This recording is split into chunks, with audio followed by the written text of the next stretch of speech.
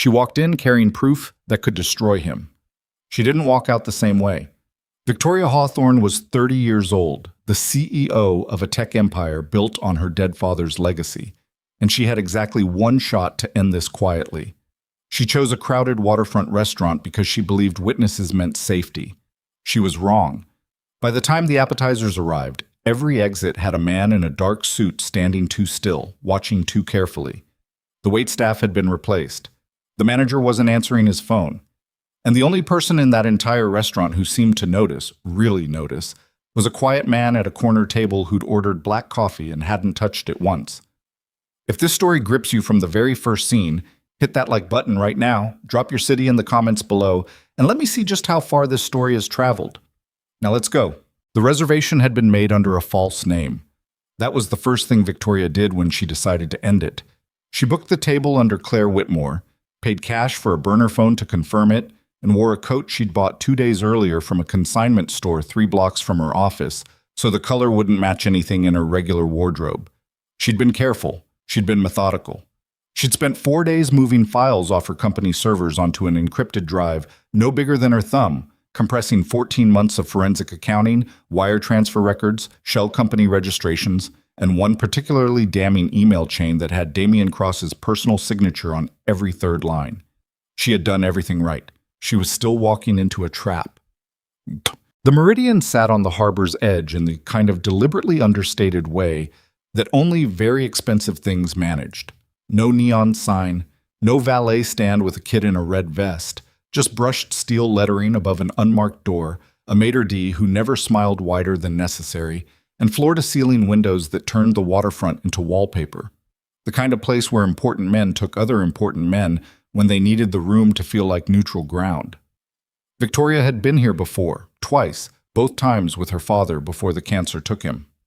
She remembered how he used to order the halibut and never finish it, how he'd swirl his water glass like it was wine, how his eyes would move around a room the same way hers did now, not out of paranoia, but out of habit. Marcus Hawthorne had built Hawthorne Systems from a 2-room office in Pittsburgh into a mid-sized software company with genuine federal contracts and a reputation for honest books. He'd been careful, too.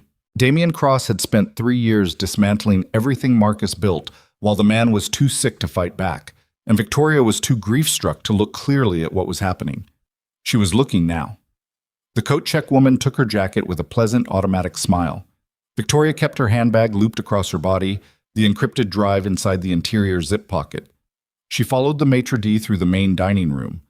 White tablecloths, low amber lighting, the polite clatter of crystal and silver, toward the private dining alcove near the east windows where Damian had requested they meet. She was early by 11 minutes. She'd planned that too. The alcove was empty. She chose the chair facing the door, sat down, and ordered sparkling water she didn't intend to drink. Logan Mercer had been in the Meridian for 40 minutes before she arrived, and he'd ordered 1 cup of black coffee that had gone cold 20 minutes ago. He wasn't there for the atmosphere. His daughter had left a message on his phone at 6:15 that morning, something about a permission slip for a school trip that needed a signature. And instead of just telling her he'd handle it, he'd accidentally called back the wrong number and spent 3 minutes apologizing to a very confused woman in Delaware before hanging up and realizing he'd been awake since 4:30 and hadn't eaten. He'd dropped Kayla at school, driven across town to fix a commercial lock on a bakery that had been giving the owner trouble for a week, finished the job by 11. And on the drive back found himself stopping in front of the Meridian because he'd driven past it so many times. And the parking had been empty, and there was something about sitting somewhere quiet that appealed to him more than going back to the apartment. That was the whole story. No reason, no instinct, just a man who was tired and hungry and hadn't taken himself anywhere nice in longer than he could comfortably remember. He'd taken the corner table because he always took corner tables. 16 years of habit didn't disappear because you traded a uniform for a locksmith's work shirt. He was reading the menu. Not really reading it, more just holding it in front of his face while his mind ran its usual quiet inventory of the room, when the first one came in. Dark suit, mid-30s. Sat alone at a two-top near the entrance and ordered nothing. Didn't pick up the menu, didn't look at his phone. just sat with his hands folded on the table and watched the room with the particular stillness of a man who was waiting for a signal, not a meal. Logan set his menu down. He noticed the second one, 3 minutes later, positioned near the corridor that led to the restrooms and the kitchen exit. Same posture, same folded hands. A wire ran up behind his left ear, barely visible unless you were looking for it, and Logan was very much looking for it. The 30 spotted at the bar, nursing a drink he wasn't drinking, angled so he could see the main entrance in the mirror behind the bottles. 3 points of coverage, exit monitoring, signal communication. Whoever they were waiting for, they intended to make sure that person did not leave until whoever gave them orders decided otherwise. Logan flagged down his waiter and asked for a coffee refill he didn't need. While the young man poured it, Logan kept his eyes moving. Mom. He saw her come in. She was striking in the way that competent people sometimes are. Not because of surface things, though she was attractive in the sharp, angular way of someone who hadn't slept enough in months.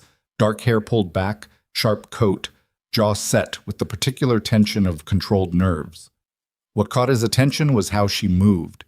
Deliberate, purposeful. She'd chosen her seat before she sat down, he could tell. She went directly to the chair with the sightline to the door and positioned herself without hesitation. She knew exactly what she was doing. She also didn't know about the 3 men already in the room, or she wouldn't have come in at all. Logan took a slow sip of coffee and waited. Damian Cross arrived at 7:02. Victoria heard him before she saw him. He had a particular way of entering rooms, the way of a man who expected people to know who he was before he introduced himself. A brief word to the maitre d', the familiar proprietary glance around the space, and then he was walking toward her alcove with his phone in his hand and a smile on his face that didn't reach his eyes. He was 54 years old, silver-haired, broad through the shoulders in the way of former athletes who'd converted to wealth. He wore custom suits and kept his handshake firm in the practiced way of a man who understood that physical confidence communicated authority. He had a wife in Connecticut and a 23-year-old girlfriend in a Tribeca apartment he paid for under an LLC. He sat on 4 boards, held controlling interest in 11 companies, and had spent the better part of a decade building a network of financial instruments so tangled that most forensic accountants would have looked at it and walked away. Most. Victoria. He sat across from her and folded his hands on the table. You look tired. I'm fine. You picked an interesting place for this. You suggested waterfront. I suggested the Harbor Club. He glanced at the windows. This is your choice. It was available on short notice. Most things are, when you know the right people. He picked up the menu, scanned it without reading it. I ordered ahead. Hope that's all right. The sea bass here is better than it has any right to be. I'm not staying for dinner. He set the menu down. No. I wanted to meet in person because some things shouldn't be communicated through lawyers. She held his gaze. I've retained independent counsel. I'm withdrawing from the Meridian Ventures partnership, and I'm initiating a formal audit of the Hawthorne Systems subsidiary accounts going back to the year my father transferred control. Damian said nothing for a moment. The room continued its soft clatter around them, the other diners absorbed in their own meals, their own conversations. A server passed with a tray of appetizers. That's a significant decision, he said finally. It is. And what do you expect an audit to find? I expect it to confirm what I already know. He studied her. Not with anger, with something closer to assessment, the way a chess player looks at the board when a piece has moved unexpectedly. You're a very bright young woman. Your father always said so. He used to say you had his eyes and your mother's instincts. He paused. I think he was right about the instincts. This conversation is over. She reached for her bag. The drive, Victoria. Her hand stopped. Don't be dramatic, he said pleasantly. I know you have it. I know what's on it. And I know that you came here tonight believing you had the upper hand. He leaned forward slightly.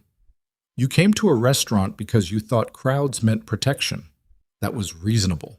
But the people in this room aren't going to help you. She didn't look around. She already knew not to give him the satisfaction. And the men you put at the exits? Hired security. He smiled. For my protection, I'm sure you understand. A man in my position can't be too careful. I'll walk out of here. You will, he agreed, after we've had a conversation about what happens to reputations, yours, specifically, if this goes the direction you're planning. He took his phone off the table and turned the screen toward her. This will publish in 3 hours if I don't make a call. I'd encourage you to consider that before deciding how the rest of tonight goes. She looked at the screen. It was an article draft. The headline read, Hawthorne Systems CEO under investigation for financial irregularities. Insider sources confirm audit trigger. Her photograph. Her name. Every detail carefully plausible and completely fabricated. Her stomach went cold. She kept her expression flat. You've been busy, she said. I'm always busy. That's how things get done. He leaned back. The drive, Victoria. Slide it across the table. Then we have a civilized dinner. You sign the reassignment documents my associate will bring out. And by morning, this is finished without anyone getting hurt. She said nothing. At the corner table across the room, Logan Mercer set down his coffee cup. He'd watched the whole thing, not the words. He was too far away for that. But he'd watched the body language the way he'd been trained to watch it, which was the way you watched it when missing the signal could get your whole team killed. The woman had come in controlled and sat with her back protected. The man who joined her was the target of all 3 positioned men. No, he corrected himself, they weren't watching the man. They were watching her. The 3 were positioned not to protect the man, but to prevent the woman from leaving. The man had turned a phone screen toward her 2 minutes ago. Logan had watched her go very still. Not afraid still. Furious still. The kind of stillness that preceded a decision. He didn't know what was happening at that table. He didn't know those people. He hadn't been asked. He thought about Kayla's permission slip sitting on the kitchen counter. He thought about the job he had tomorrow morning, a residential deadbolt replacement in the East Quarter scheduled for 8 a.m.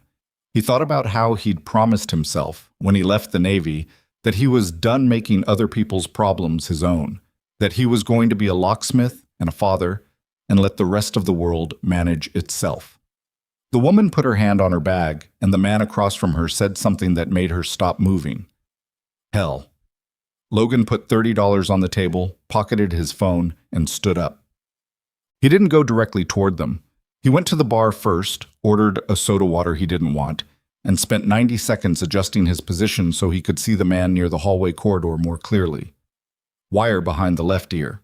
A slight bulge under the left arm that wasn't quite a wallet. Professional training. The stance was too good for private hire, which meant either former military or former law enforcement gone private. Former, not current. Current would have done this differently. He moved from the bar toward the corridor, angling past the second man's table with just enough space between them that contact would have required reaching. The man tracked him. Logan kept his shoulders neutral, his hands open, his pace unhurried. The walk of a man going to the restroom. Not the walk of a man who'd spent 8 years running at people who were shooting back. He passed through the corridor, confirmed the kitchen exit with a glance, then turned back. The situation was simple, and it was bad. 3 men with communications equipment and likely weapons covering a woman who had something someone wanted. The restaurant had perhaps 65 diners, 2 visible servers, a bar staff of 2, and a maitre d'. If this escalated inside the dining room, someone was going to get hurt. He needed to get her out before it escalated. He walked back through the corridor, back through the dining room, and this time he angled toward the alcove. Waseb. Victoria was considering her options and finding them limited. She couldn't call out in the restaurant without starting something that would hurt bystanders. She couldn't hand over the drive. If she did that, she had nothing, and Damien would have every incentive to make sure she couldn't reconstruct what she'd spent 14 months building. She couldn't wait for rescue because nobody knew where she was. She'd come here alone and told no one, which had seemed like operational security and now seemed like the worst decision she'd made in recent memory. I'm going to need a few minutes, she said. You've had enough minutes. Damien's voice had gone flat in the way it did when pleasantries were finished.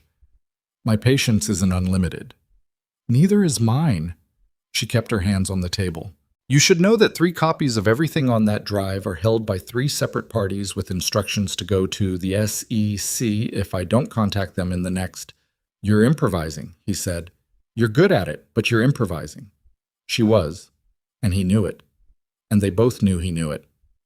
A man appeared beside the table, not one of Damien's men. She could tell from how Damien's eyes moved to him, a quick flicker of assessing a variable, not acknowledging an ally. Someone unexpected.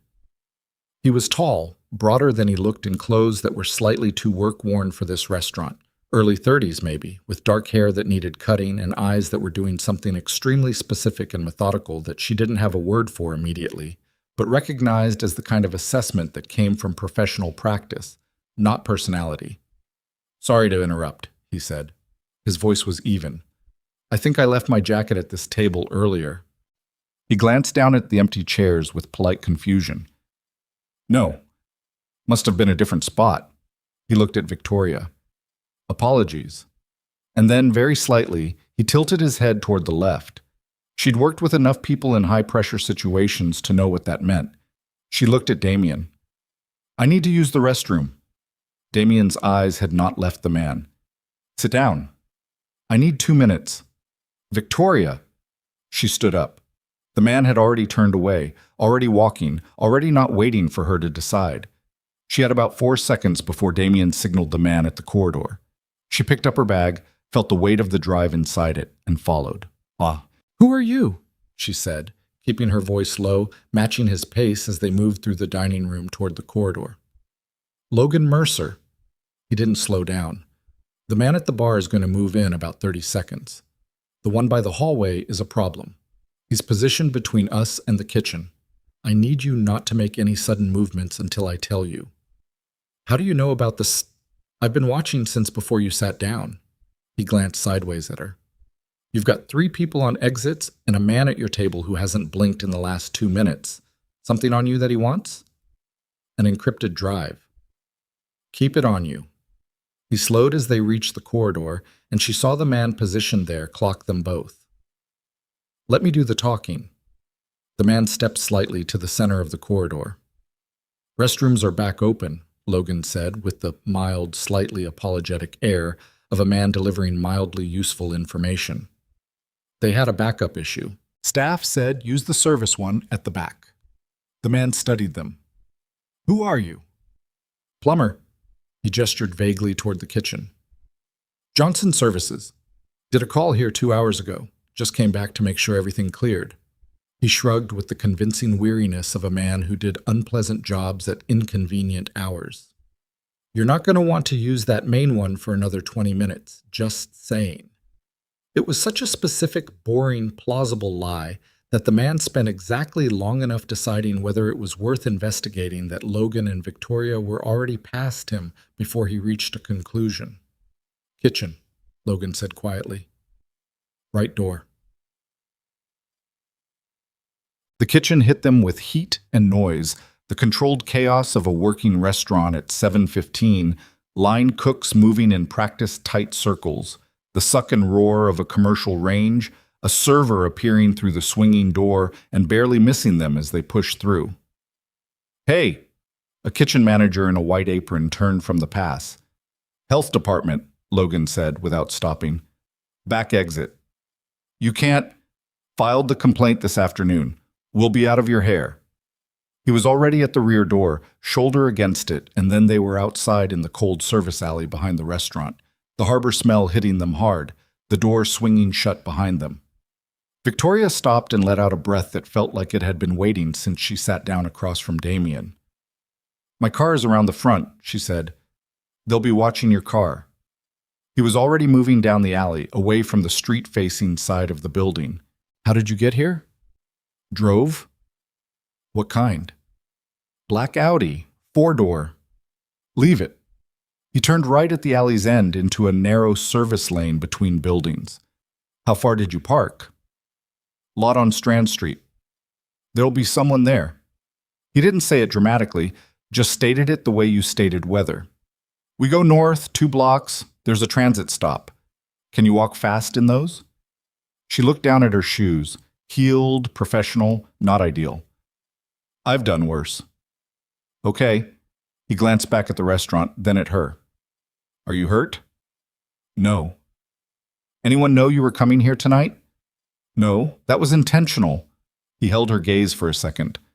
That's going to be a problem for a different reason than you planned. He moved. Come on, chop. They walked fast and without talking through 2 blocks of the Harbor District's service infrastructure system, the part of waterfront development that nobody photographed for real estate listings, loading docks and exhaust vents, and the backs of buildings that faced something prettier. Logan kept them away from street cameras where he could, not with any obvious maneuvering, but with the casual route adjustments of a man who noticed things without pointing at them. Victoria noticed that he noticed things. She filed it. At the transit stop, he stood slightly in front of her until the bus came, not in a showy way, just in the practical way of someone putting their body between a potential sightline and the thing they were protecting. She couldn't tell if he was doing it consciously. She suspected he wasn't. On the bus, they sat toward the back. 6 other passengers, an older woman with shopping bags, a teenager with earbuds in, nobody looking at them. Where are we going? She asked. Somewhere to think. He was quiet for a moment. You're Victoria Hawthorne. She looked at him. You recognized me. I looked you up on my phone while we were walking. You're the CEO of Hawthorne Systems. He glanced at her. The man you were sitting with is Damien Cross. I recognized him from the picture. You know who he is. I know his type. A pause. What's on the drive? She considered whether to answer. She'd spent the past 4 days trusting no one, and it had still almost gone wrong. But she was sitting on a city bus with a man who'd just walked her out of what would have been a very bad situation for no apparent reason, and the drive was still in her bag. And it occurred to her that his knowing what it contained didn't change what it contained. Financial records, she said. 14 months of forensic work.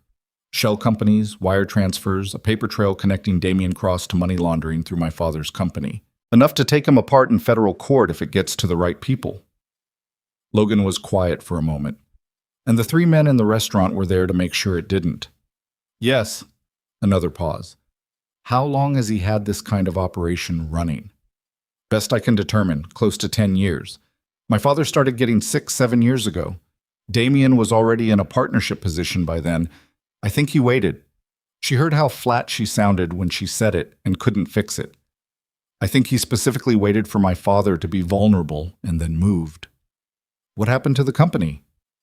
Officially, my father made a series of business decisions that resulted in significant losses. Unofficially, Damien engineered the losses through subsidiary mismanagement, siphoned the revenue through 3 shell entities, and used Hawthorne Systems as a vehicle to process approximately $40 million in laundered funds over 5 years. She paused. That's the conservative number, which Logan exhaled slowly through his nose. Yeah. He looked out the bus window. Okay. Okay, what? He looked back at her. He had a specific kind of directness that wasn't rude, more like a person who'd spent a long time in situations where indirectness was a luxury you couldn't afford. You need somewhere to go tonight that isn't your apartment, your office, or anywhere Cross can find you in the next few hours. You need to duplicate whatever's on that drive as fast as possible. And you need someone who can help you figure out what your next move is. I'm working on all of that. How far along? She thought about her empty apartment, her phone, which she'd been afraid to use because she didn't know what he'd already gotten access to. The drive that she'd been carrying for 4 days like something fragile and explosive simultaneously. Not far, he nodded. The bus stopped. He stood up. Come on. Where are we going? My place. He said it without inflection, already moving to the door. I've got a laptop and a guest room, and I need to call my daughter. Hot. The apartment was on the 4th floor of a building that had been constructed without strong opinions about aesthetics. The hallway smelled like somebody's dinner, something with onions, and the elevator made a sound Logan appeared to have made peace with long ago. He unlocked the apartment door with a key, not a card, which she noted, and pushed it open into a space that told her things about him before he said anything. It was clean. Not staged clean or bachelor careless clean, but the deliberate clean of someone with not much time and clear priorities.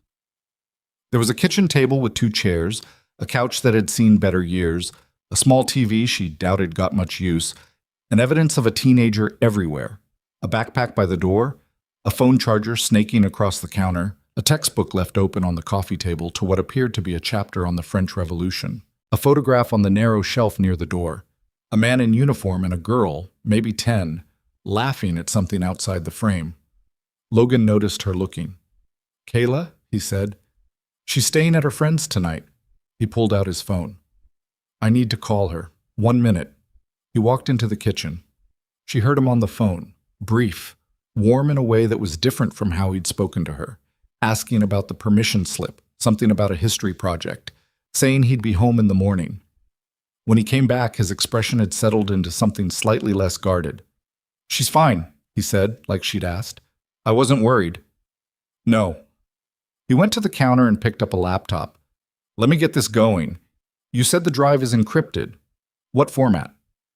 "Standard AES 256 with a private key. I can decrypt it." "Can you copy the decrypted files to a second location? I've got a cloud service and an external drive." "How secure?" He looked at her. "More than nothing." "Fair point." She sat down at the kitchen table and opened her bag. Her hands were steadier than she expected them to be. The adrenaline of the past hour had burned down to something quieter and more manageable. Not calm, exactly, but functional. She was good at functional.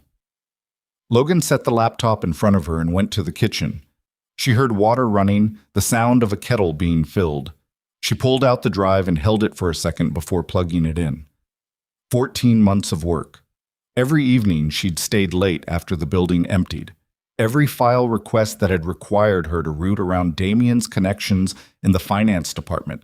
Every conversation with the forensic consultant she'd paid out of her personal account and asked to keep quiet.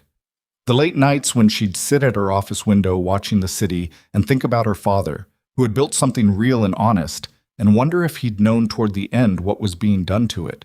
She plugged in the drive, entered her key, started the copy.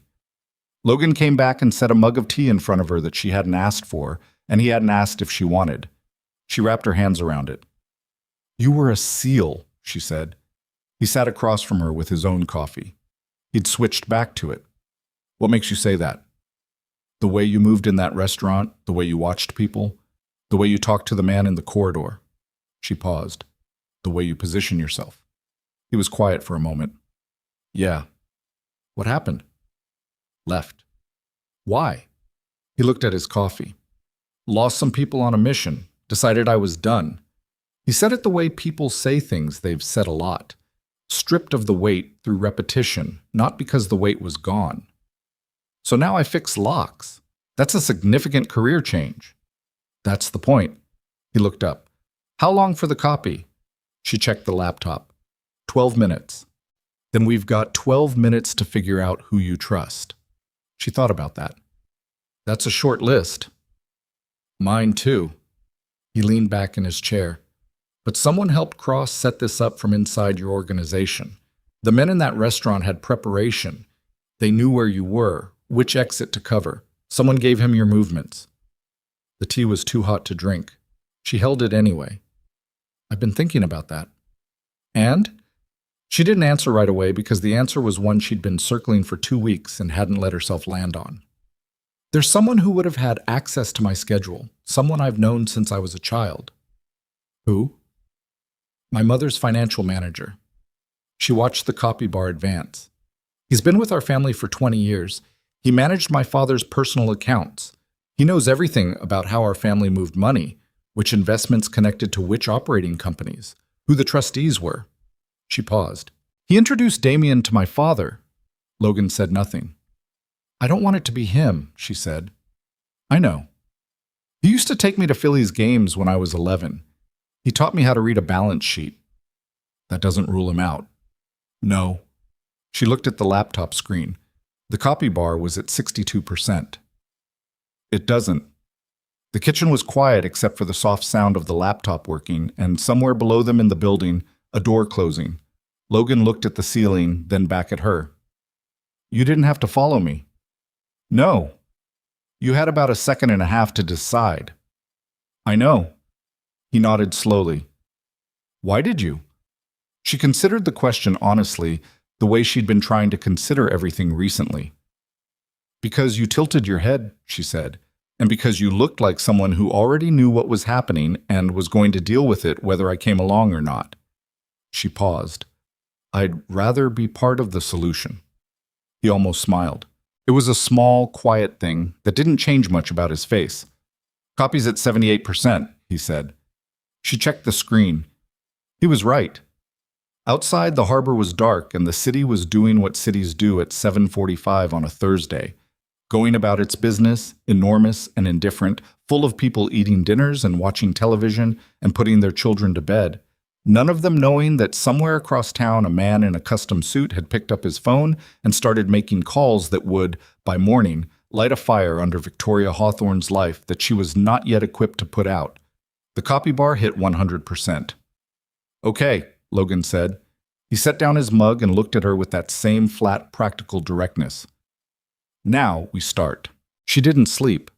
Logan had shown her to the guest room around 10. A narrow space with a dresser, a window facing the alley, and a bed that was made with the military precision of someone who'd been doing it so long it had stopped being a choice. He'd brought her a clean t-shirt and a phone charger without asking if she needed either, which she did, and told her there was a lock on the door from the inside if she wanted it. Then he'd gone to his own room, and she'd heard him moving around for about 20 minutes before the apartment went quiet. She lay on top of the covers with her shoes off and her bag within arm's reach, and stared at the ceiling and did what she always did when she couldn't sleep. She worked backward through everything that had gone wrong and tried to figure out the exact moment it could have been different. The problem was she kept arriving at the same answer. The exact moment was 11 years ago, when her father shook Damian Cross's hand at a charity gala in Philadelphia and called him a good man. She gave up on sleep around 4:30 and went to the kitchen. Logan was already there. He was sitting at the table with his coffee and a yellow legal pad, writing something in the tight, abbreviated shorthand of someone used to taking notes they'd read later under time pressure. He looked up when she came in. Neither of them said anything about the hour. "There's coffee," he said. "I can see that." She poured herself a cup and sat across from him. "You wrote all night?" "Off and on." He turned the legal pad so she could see it. Names, dates, arrows connecting them, question marks next to 3 items. "I've been thinking about the infrastructure. What Cross did last night wasn't improvised. That level of coordination, swapping out staff, positioning people that precisely, it takes days of preparation, which means he knew about the meeting well in advance." Victoria looked at the pad. "I made the reservation 4 days ago. Under a false name." "Yes, but you paid with a burner phone." "Right." "Registered to what?" She paused. "A prepaid card. I bought it at a convenience store." She ran it back. "Cash." "Where'd you buy the prepaid card?" "A place near my—" She stopped. "Her office. 2 blocks from her office." She'd thought of it as sufficiently random. She looked at Logan. Someone watching the building. Or someone inside it. He tapped the pad. "You said he had access to your movements. Your scheduler?" "I don't use a personal assistant for sensitive meetings. I do my own scheduling." "Who has access to your calendar system?" "My executive team. IT, the board secretary." She pressed her fingers against the edge of the mug. Damian himself from his days as an advisory board member. I hadn't removed his access yet. It was on my list. Logan looked at her without any particular expression, which somehow made it worse. "He's been in your calendar." "Apparently." "So he knew about the meeting from the moment you created the event." He leaned back. "Which makes the false name irrelevant. He didn't need to know whose reservation it was. He just needed the time and the location." She'd known this on some level since the bus ride. She'd been not knowing it in the way you not know things when you're not yet ready for their full weight. She let herself know it now, and it sat in her chest like something swallowed wrong. "I built the case against him using systems he could see," she said. "You built most of it. The drive survived." He turned the pad back toward himself. "That matters.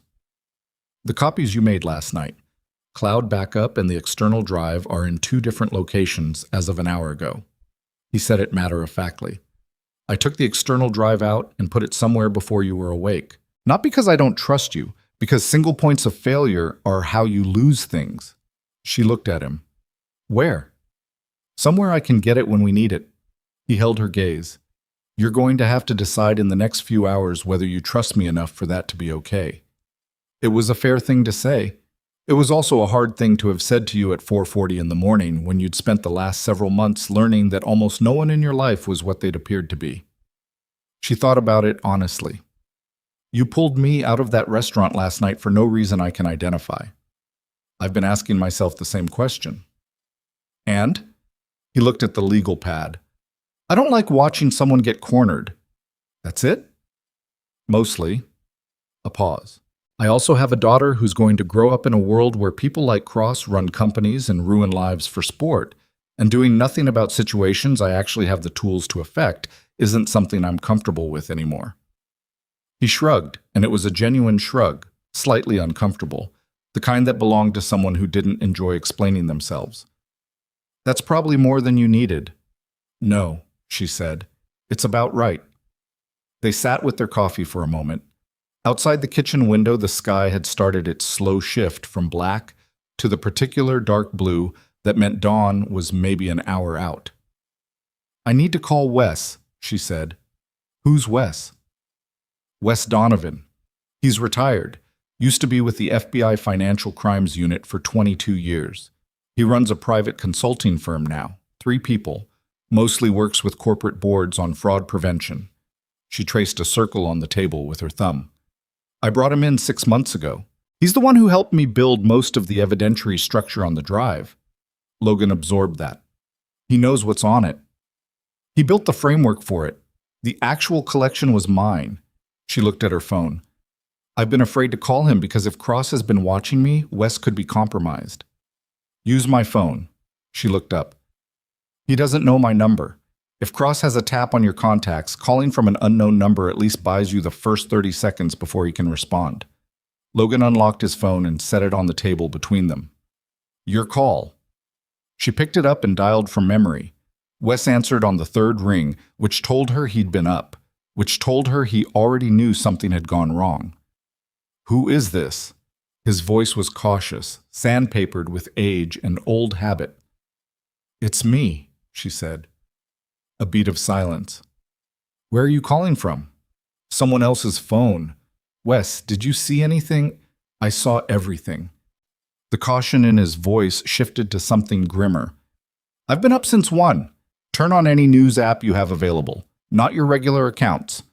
Anything.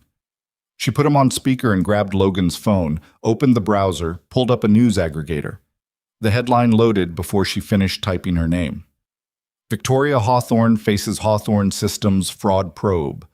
Board demands answers, sources say. There were 3 more beneath it, each one a slightly different angle on the same story. Executive misconduct, falsified contracts, a whistleblower account from an anonymous source inside her company's finance department. The photograph they'd used was from a conference 3 years ago. Unflattering angle, mid-sentence, the kind of shot you could make anyone look guilty with. Her stomach moved in a slow, nauseating way. She made herself breathe. The board chair has already called an emergency meeting for 9 a.m., Wes was saying through the phone. I've gotten 4 calls in the last 2 hours from people asking what I know. Someone is running this like a campaign, Victoria. This isn't reactive. The timing's too clean. These stories were written before last night.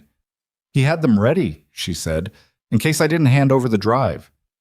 And since you didn't, he published anyway. She set the phone down on the table. The articles were loading more of themselves, comment sections filling, secondary outlets picking up the story, the cascading mathematics of bad news doing what it did. He doesn't need the drive anymore. He's shifted to destroying my credibility before I can use it. Which works, Wes said, if the people who'd be receiving your evidence decide you're already discredited. Logan was reading over her shoulder. She hadn't noticed him move. What about the security footage from the restaurant? He asked. Who's that? Wes said sharply. Someone who helped me last night. She glanced at Logan. He's asking about the restaurant. Describe the situation. Quickly. Cross's people had the exits covered. This man got me out through the kitchen.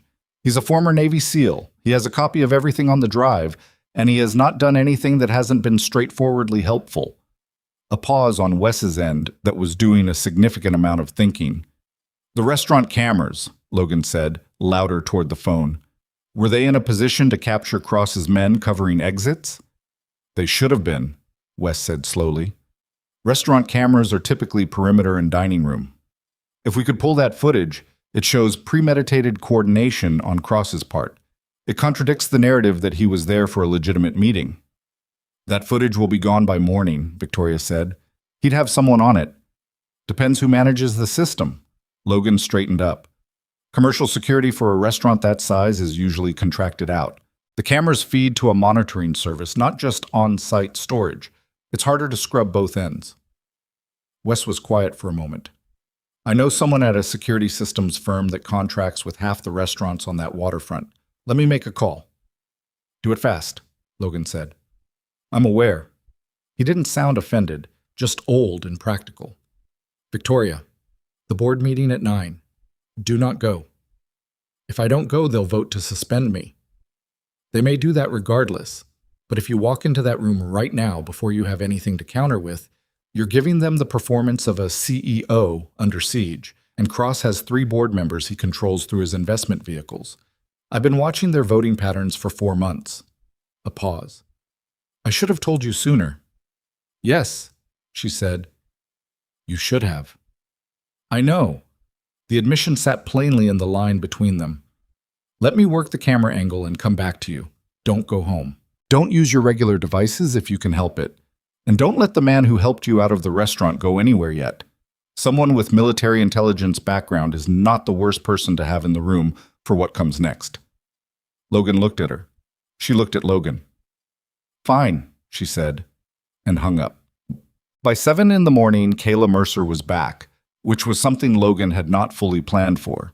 She came through the door at 7:12 with her school bag and her earbuds in and her dark hair a little damp from rain that had started overnight. And she got exactly 4 steps into the apartment before she registered the strange woman sitting at the kitchen table with her laptop open and a half-eaten piece of toast in front of her, and stopped. Logan came out of the hallway. Kayla, who is that? Someone who needed a place to stay. It's fine. Kayla pulled one earbud out and looked at Victoria with the particular assessment of a teenager encountering an adult situation she hadn't been briefed on. Victoria looked back at her. The girl was 16 or 17, tall, with her father's eyes and a posture that suggested she was used to evaluating situations and coming to her own conclusions about them. You're that CEO, Kayla said. I saw your name this morning. The news thing. Kayla. Logan's voice had a specific parental register. Not sharp, just directional. I'm not being rude. She looked at Victoria without any particular hostility. Just saying, you're everywhere this morning. She dropped her bag by the door. The articles are wrong, right? The ones saying you stole money? Victoria looked at her. Yes, they're wrong. That's what I figured. She went to the kitchen and poured herself a glass of water. The way they're written is too neat, like someone just listed bad things and put her name next to them. She drank the water. We talked about propaganda techniques in my history class last month. Logan appeared to be having an extremely complex internal experience that he was handling by looking at the ceiling briefly. There's cereal, he said. I have to make a call. He went into the hallway. Kayla sat down at the kitchen table across from Victoria with the ease of someone comfortable in their own space. He does that, Kayla said, goes quiet when he's trying to figure something out. When I was younger, I used to think he was mad at me, but he just processes things separately and then tells you after. Victoria looked at this girl who'd summarized her father in 2 sentences more precisely than Victoria had managed in 14 hours. How long has it been just the 2 of you? Since I was 8. She didn't say it with weight, just with the plain factualness of someone for whom it had been long enough to be the normal shape of things. My mom moved to Oregon. We talk on birthdays. She picked up the cereal box Logan had left on the table. He's good at it, by the way, being a dad. He acts like he's making it up as he goes, but he's not. I can tell. Kayla poured cereal. Is whatever you're doing dangerous? Victoria considered the question, which was more direct than most adults would have asked. There are people who would prefer I not succeed, she said carefully. For my dad specifically, Dangerous? Or just for you dangerous? She looked at this girl, 17 years old, asking the exact right question without flinching. I don't know yet. Kayla nodded. She seemed to think this was an honest answer and to respect it as such. Okay, she said, and started eating her cereal. Logan came back 20 minutes later, and something about the way he moved had changed. Wes called back, he said, looking at Victoria. The camera footage from the restaurant. His contact got a partial pull before the system was wiped. 2 minutes of exit coverage, time-stamped 7:08. It shows two of Cross's men communicating through the service corridor, one clearly wearing an earpiece, both moving in a coordinated pattern that's inconsistent with ordinary dining activity. Victoria sat forward. That's something. It's documentation of premeditation.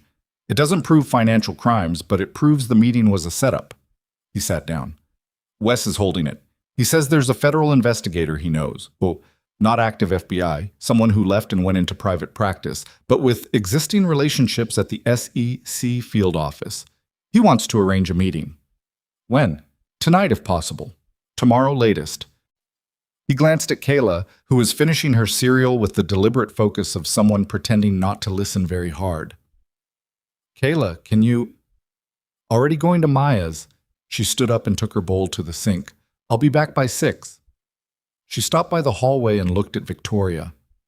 Your shoes are wrong for whatever you're probably going to be doing today, she said. There might be a pair of my sneakers that fit you in the closet. I have big feet.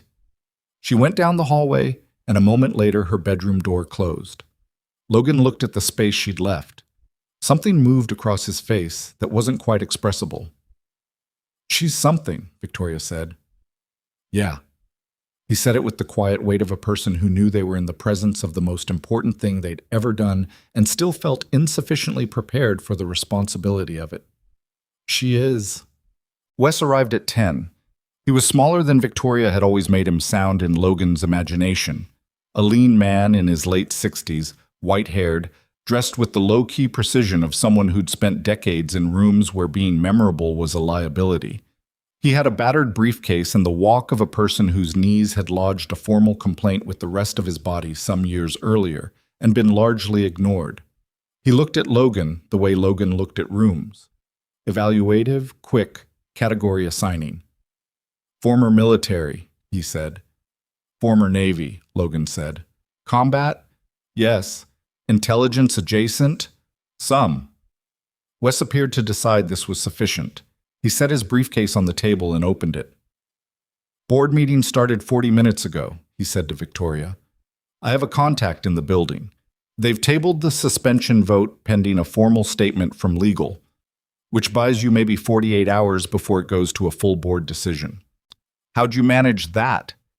I called the one board member, Cross doesn't control, and reminded him that suspending a CEO on the basis of anonymous allegations before conducting any independent inquiry is the fastest way to trigger a shareholder lawsuit. He spread 3 folders on the table.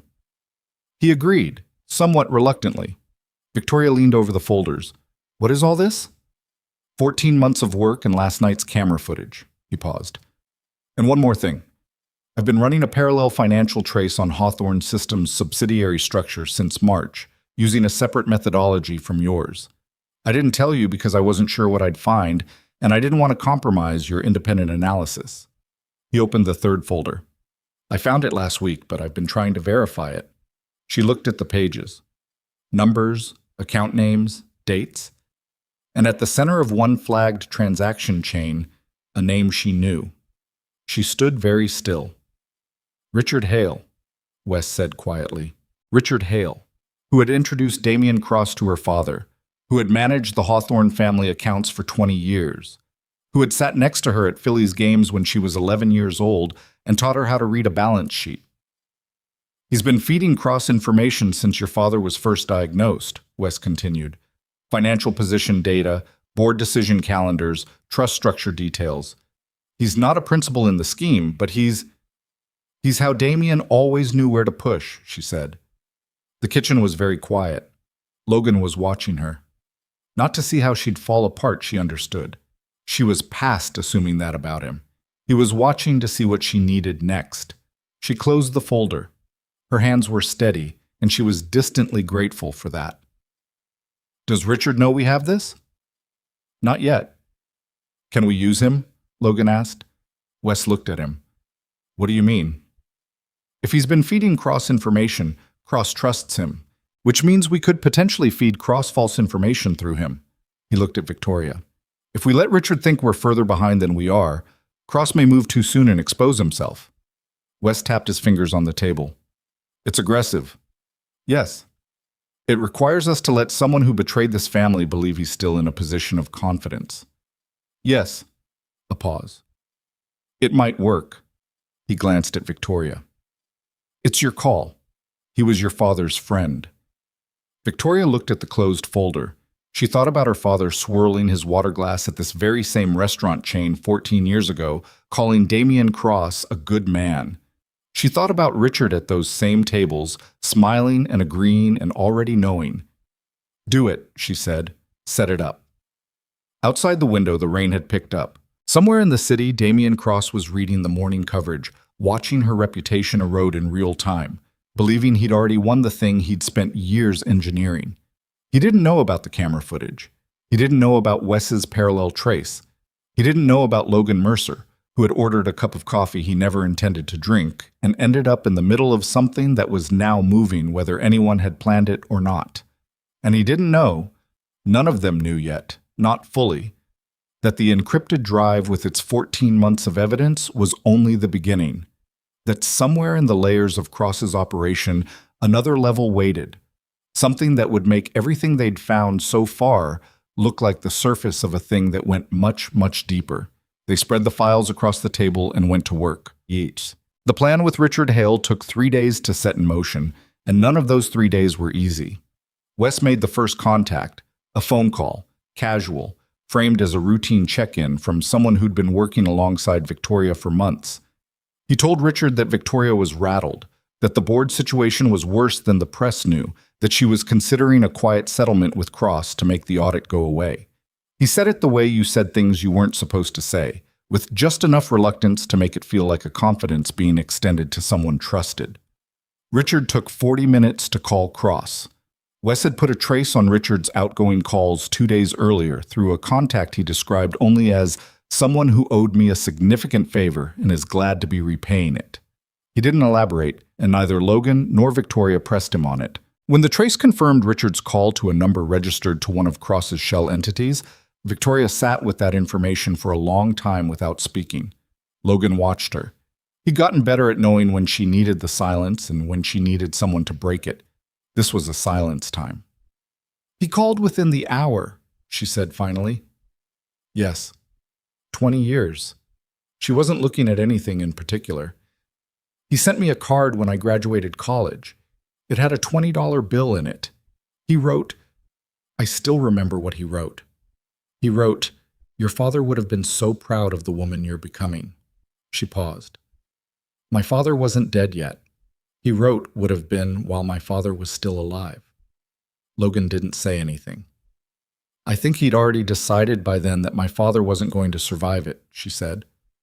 Not the cancer, the deal, the whole arrangement. She looked at her hands. He'd already chosen. People make choices like that, Logan said, and then they spend years making smaller choices to protect the first one. Is that supposed to make it better? No, he said it plainly. Just true. She nodded and went back to the files. He let her. The information Wes fed Richard, and that Richard fed to Cross, was specific and strategically wrong. It positioned Victoria as being close to capitulating, as having lost confidence in the evidentiary package, as considering a quiet legal settlement that would involve destroying the drive in exchange for Cross dropping the fraud narrative. It was the kind of thing Cross would believe because it was the kind of outcome he'd been engineering. And it worked, the way most things work, imperfectly and with complications. Cross moved. Not toward settlement, which was what they'd anticipated, but toward consolidation. He reached out to his network of partners, the 3 men whose names appeared repeatedly in Victoria's financial trace, but who'd remained frustratingly peripheral, always one transaction removed from direct liability.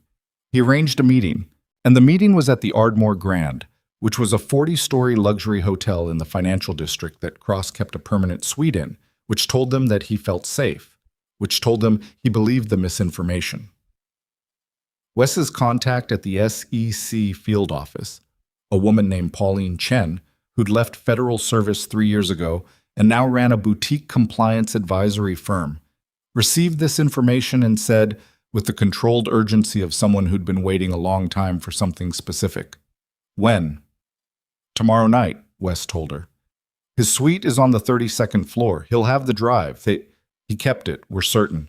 If he's meeting his partners, he's going to want to show them the documentation that frames Victoria. It's a leverage and it's a performance." "Can you get someone inside?" Wes looked at Logan across the table. Logan said, "What floor is the mechanical room?" "What?" He'd done harder things. That was what he kept telling himself in the elevator going up from the parking structure, dressed in the gray coveralls Wes had sourced from a facilities management company that serviced 3 hotels in the district, including the Ardmore Grand. The uniform was legitimate. Wes had called in that significant favor again. And the access card was legitimate, and the name on the badge said D. Kowalski, which was the actual name of an actual employee who was currently on approved leave in Florida and knew nothing about any of this. The lie was thin. Logan knew it was thin, but thin lies in the right environment held better than elaborate ones, because they required less maintenance. The service elevator opened on 29. He took the stairwell from there. He'd memorized the floor plan from the hotel's fire safety filing, which was public record, which was something most people didn't know, and which Logan had spent 20 minutes pulling on Wes's laptop before they left. 32 was a suite floor, 4 units, Cross's permanent booking in the corner position overlooking the harbor. The suite had a secondary access point through the connecting service corridor that the floor plan showed as a linen storage passage, which the Ardmore Grand had converted to additional closet space in a renovation 4 years ago, but which still showed on the fire safety schematic. The schematic was 4 years old. The corridor might be sealed. It wasn't sealed. It was stacked with extra chairs for conference overflow and smelled like carpet cleaner. And the connecting door to the suite's secondary entrance had a commercial lever handle and a badge reader that accepted the facilities card. Sometimes things worked. He was inside at 9:47. The suite was large and the meeting was already in progress. Logan held his position in the service corridor with the connecting door cracked 2 inches and listened. He could see partial sight lines into the main sitting area. A low table, 2 men he didn't recognize seated, a third standing near the window. Cross was at the head of the arrangement in the way that men who needed to feel central always positioned themselves, jacket off, voice carrying the loose confidence of a man on his own ground. Ahead of the federal timeline by at least 6 weeks, Cross was saying, the board situation resolves by Thursday. Once she's suspended, anything she brings to the SEC is tainted by her own credibility problem. One of the seated men, mid-50s, heavy-set, with the specific pallor of someone who spent his life in offices, said, "And Donovan?" Donovan is a retired consultant with no active federal standing. He's an inconvenience, not a threat. Cross poured something from a bottle on the sideboard. The real exposure was always the documentation she'd compiled. We have the drive. What she has now are copies, which, without the original certified chain of custody, are significantly harder to present as primary evidence. Logan noted this. They knew about the copies. "What about the seal?" the standing man said. A beat of silence. Logan went very still. "He's a locksmith," Cross said. "He got her out of the restaurant." And that's the extent of his involvement. Cross sounded certain, which meant he wasn't. He has no legal standing, no intelligence connections, and no— He was Navy SEAL Team 6 before he left, the standing man said. "I had him run. His last 3 years of service are redacted." Another silence. The heavy-set man shifted in his chair. "He's a locksmith in a 4th-floor apartment who fixes deadbolts for a living," Cross said, and there was an edge in it now that hadn't been there before. "He's not a material factor." Logan stored this too. They'd run him, which meant they had his name, which meant Kayla. He checked that thought because there was nothing useful about running it right now. Kayla was at Maya's.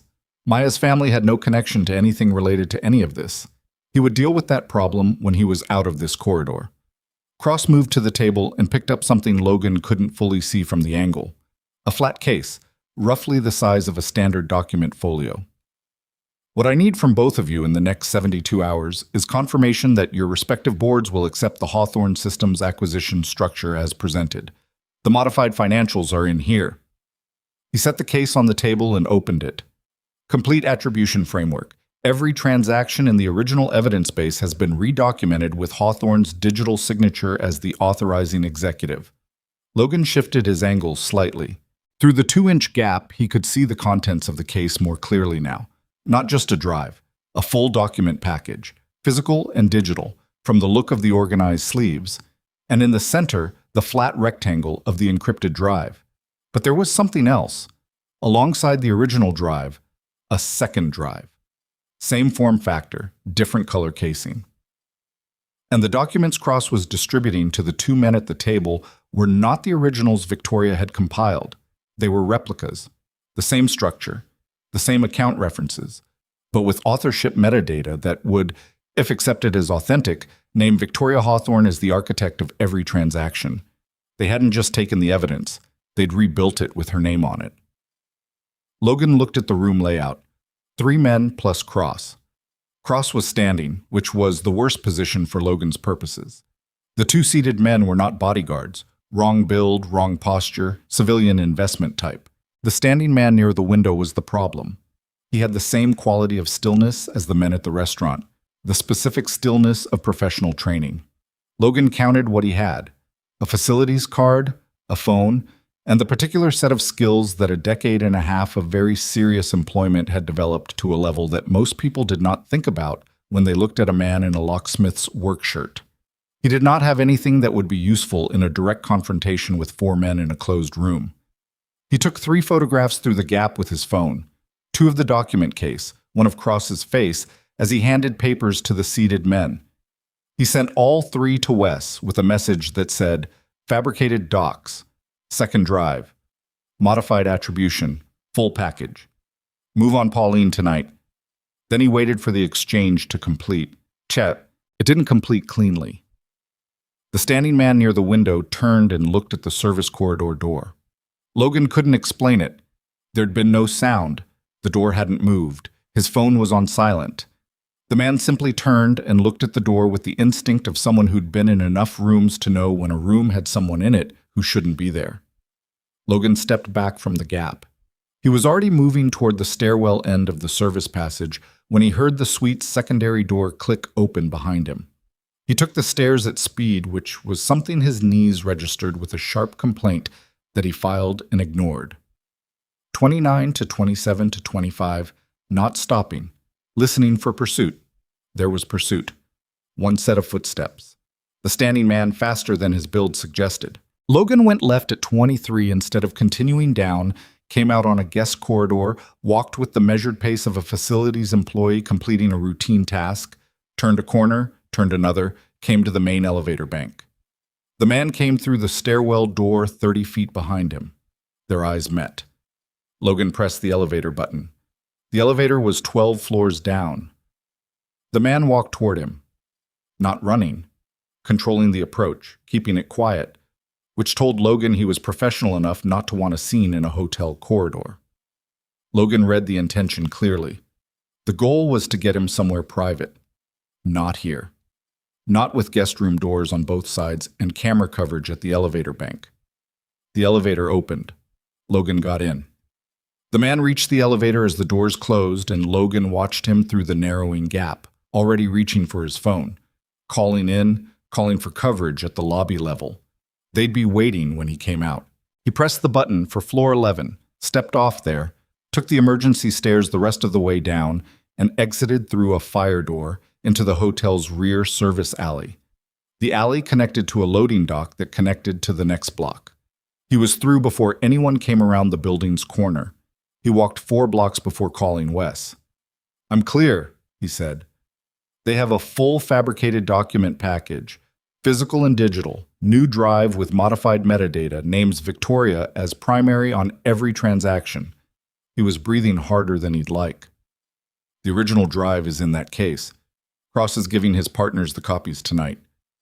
Did they make you? Wes's voice was taut. One of them clocked me in the corridor. I got out. They'll know someone was in the passage, but they won't know what I photographed. Are you certain you got out clean? No. He turned another corner, headed toward the transit line. Send me the closest stop. A pause. Then Wes said, Logan, the photographs you sent. Pauline has been looking at them for the last 8 minutes. Another pause. She says the fabricated package is significant. If Cross distributes those documents to his partners and they're accepted into any legal or financial proceeding, Victoria is finished, Logan said. I know. She needs to see this tonight. Victoria was at Wes's office when Logan arrived.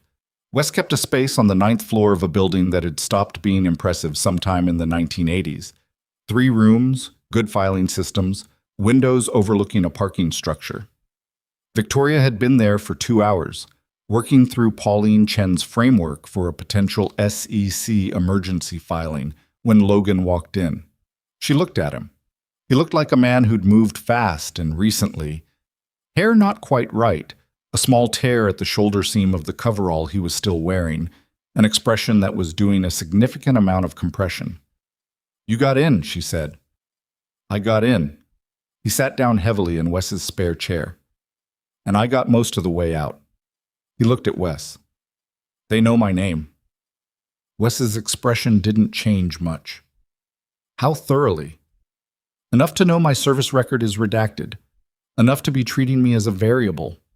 He looked at Victoria. Kayla needs to know not to go home tonight. Victoria was already picking up the phone she'd been using, the clean prepaid Wes had given her. I'll call her. No, I'll call her. He held out his hand. She doesn't know this number. She handed it over. He dialed and she watched him do it.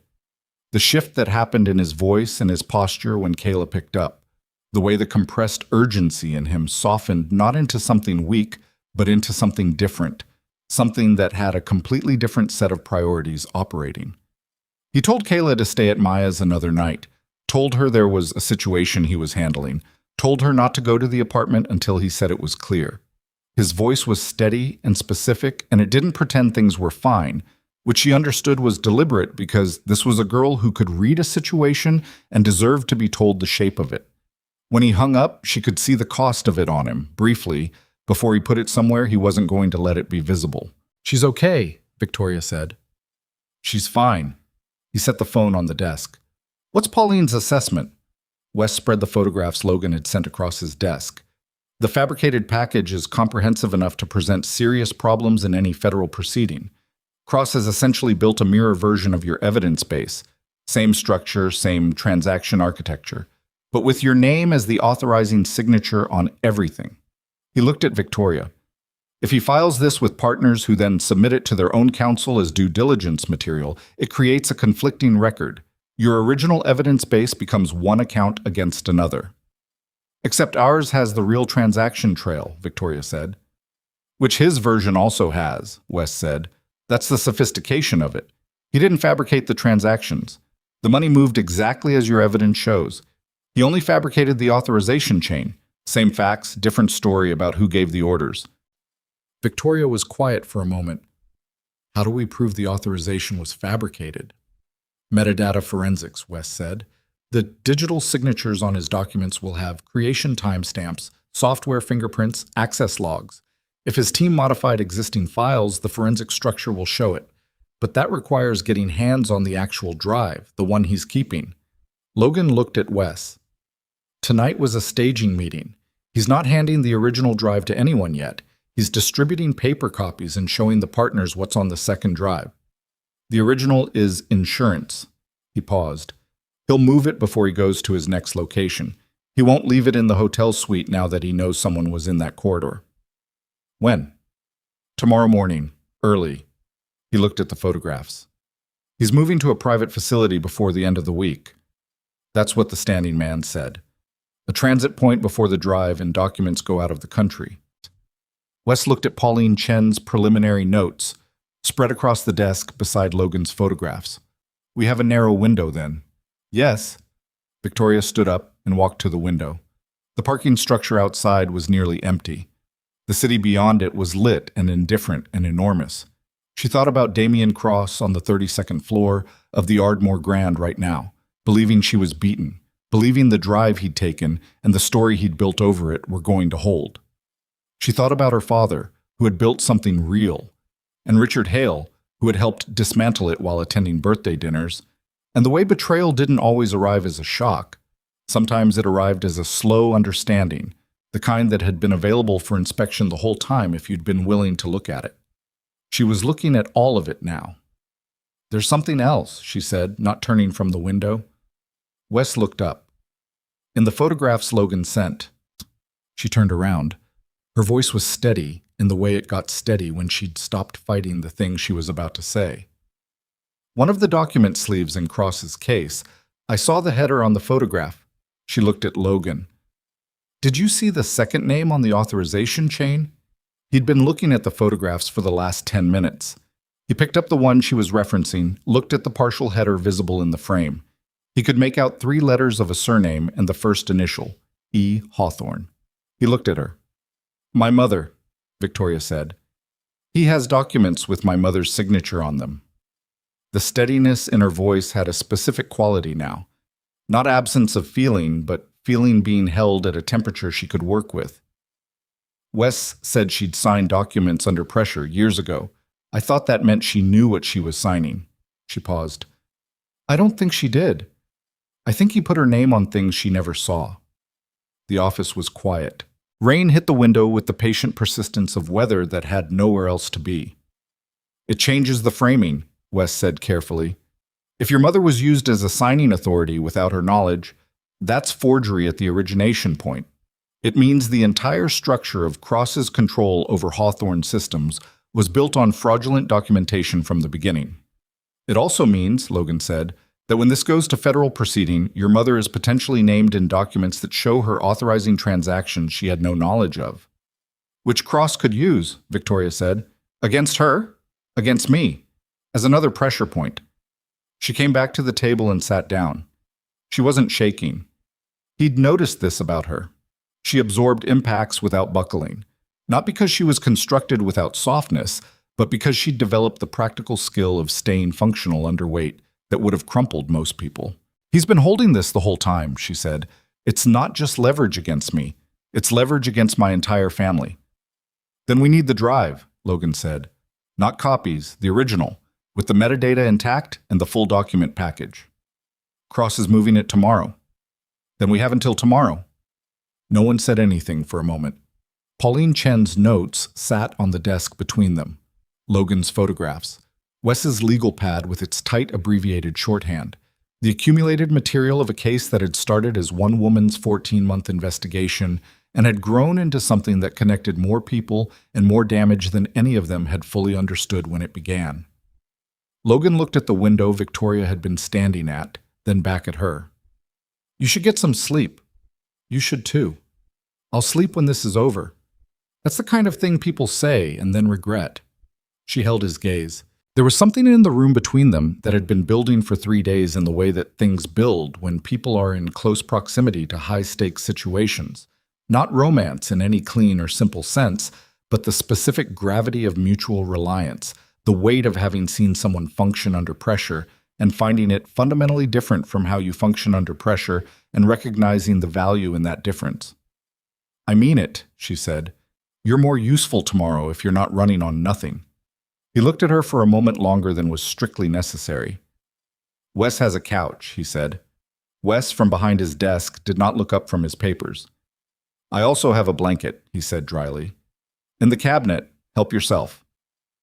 Logan almost smiled. Almost. It was the same small, quiet thing as before, brief and genuine, and then it was gone and he was back to looking at the photographs. But Victoria caught it. She filed it in the same place she'd been filing other small things about him for 3 days. The way he'd brought her tea without asking, the way he spoke to Kayla, the way he'd said, "I don't like watching someone get cornered without any embellishment or performance around it." She understood, in the middle of the worst professional crisis of her life. Her father's company was being consumed. Her name was on front pages in the worst possible context. Someone who'd held her trust for 20 years had been selling her out across the full span of her adult life. She was operating from a borrowed office with a retired investigator and a man she'd known for 72 hours. And somehow the room still felt, for the first time in a very long while, like a room where the right people were working on the right problem. She pulled Pauline's notes toward her and went back to work. Pauline Chen called at 4:17 in the morning. Wes was already awake. He'd slept in his office chair for 2 hours and woken with his neck at an angle that would be making itself known for the next several days. Logan was on the couch with his eyes open, which was something between sleeping and not sleeping that he'd developed in the Navy and never fully unlearned. Victoria was at the desk, still working, which surprised no one. Pauline's voice through the speaker was tight and precise.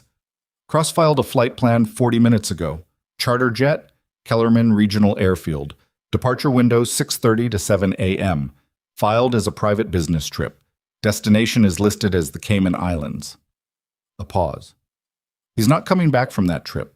Not in any meaningful way. Once those documents and that drive are offshore, recovery becomes a 10-year legal process, if it happens at all. Wes looked at the clock on his wall. It was 4:17. Kellerman Regional was 40 minutes out without traffic. 30 if you pushed it. Federal authorization? He said. I've been on the phone with my contact at the SEC field office for the last hour. They can move on a provisional warrant based on the photograph evidence and the camera footage from the restaurant, but it takes time they don't currently have. She paused again, and in the pause was the shape of what she was actually saying. They need someone there before that plane departs. Someone who can secure the physical evidence and delay departure long enough for federal agents to reach the airfield. Logan sat up from the couch. Victoria looked at him. He looked back. How many people does Cross travel with? Logan asked. His regular detail is 2. He may have added after last night. Pauline's voice was careful. I want to be direct about what I'm asking. You're asking us to go out there, Logan said, before the warrant clears. I'm telling you the situation. What you do with it is your decision. The office was quiet for a moment. The rain had stopped sometime in the night, and the window showed the particular gray of a pre-dawn sky that hadn't decided what it was going to be yet. Logan looked at Wes. Wes looked at Victoria. Victoria looked at the desk where Pauline's notes and Logan's photographs were spread, the accumulated record of everything that had been done to her father's company, her family, her name. I'll drive, she said. Logan spent 8 minutes in Wes's office going through what was available. Wes had, in his cabinet alongside the blanket, a small kit that told a quiet story about a man who'd spent 22 years in federal service and had never entirely stopped. Zip ties, a flashlight, a first aid kit that had been restocked recently, and a collapsible baton that Wes handed to Logan without comment, and that Logan pocketed without comment. I'm coming with you, Wes said. You're 68 years old. I'm aware. I can still drive a car and call a federal agent, and I know Kellerman's layout because I worked a case there 9 years ago. He picked up his jacket. I'll stay in the vehicle. I won't get in your way, but I'm not sitting here. Logan looked at him for a moment. Fine. They took Wes's car because it was in the building's parking structure and because Logan's truck was at his apartment, and nobody was going back there until this was finished. Victoria sat in the passenger seat, and Wes drove with the focused competence of someone who'd done surveillance work long enough that driving fast in the dark felt like memory. Logan was in the back, going through everything he knew about Kellerman Regional, which was limited. Private airfield serving corporate charters and private aviation, 2 runways, minimal staffing at this hour, single terminal building, cargo hangar on the east side of the property. Cargo hangar, he said. Cross wouldn't use the main terminal. Too much camera coverage, too much log traffic. He'll be in the hangar. How do you want to approach it? Wes said. Service road on the north side. Perimeter fence has an equipment access point. Most small regional fields do, for ground support vehicles. Logan looked out the window at the dark road moving under the headlights. I go in quiet, find the hangar, locate the document case, secure it. You two stay in the vehicle with the engine running and Pauline on the line. And if Cross has more than 2 people, Victoria said, then it takes longer. She turned to look at him from the passenger seat. He could see her face in the partial dark. The set of her jaw that he'd come to understand meant she was weighing something honestly rather than reacting to it. I'm not staying in the car, she said. Victoria, hear me out. She turned more fully toward him. Cross knows your face now. He had you run. If his people see you coming, they know exactly what you are, and they respond to you as a threat. She paused. They don't expect me to show up.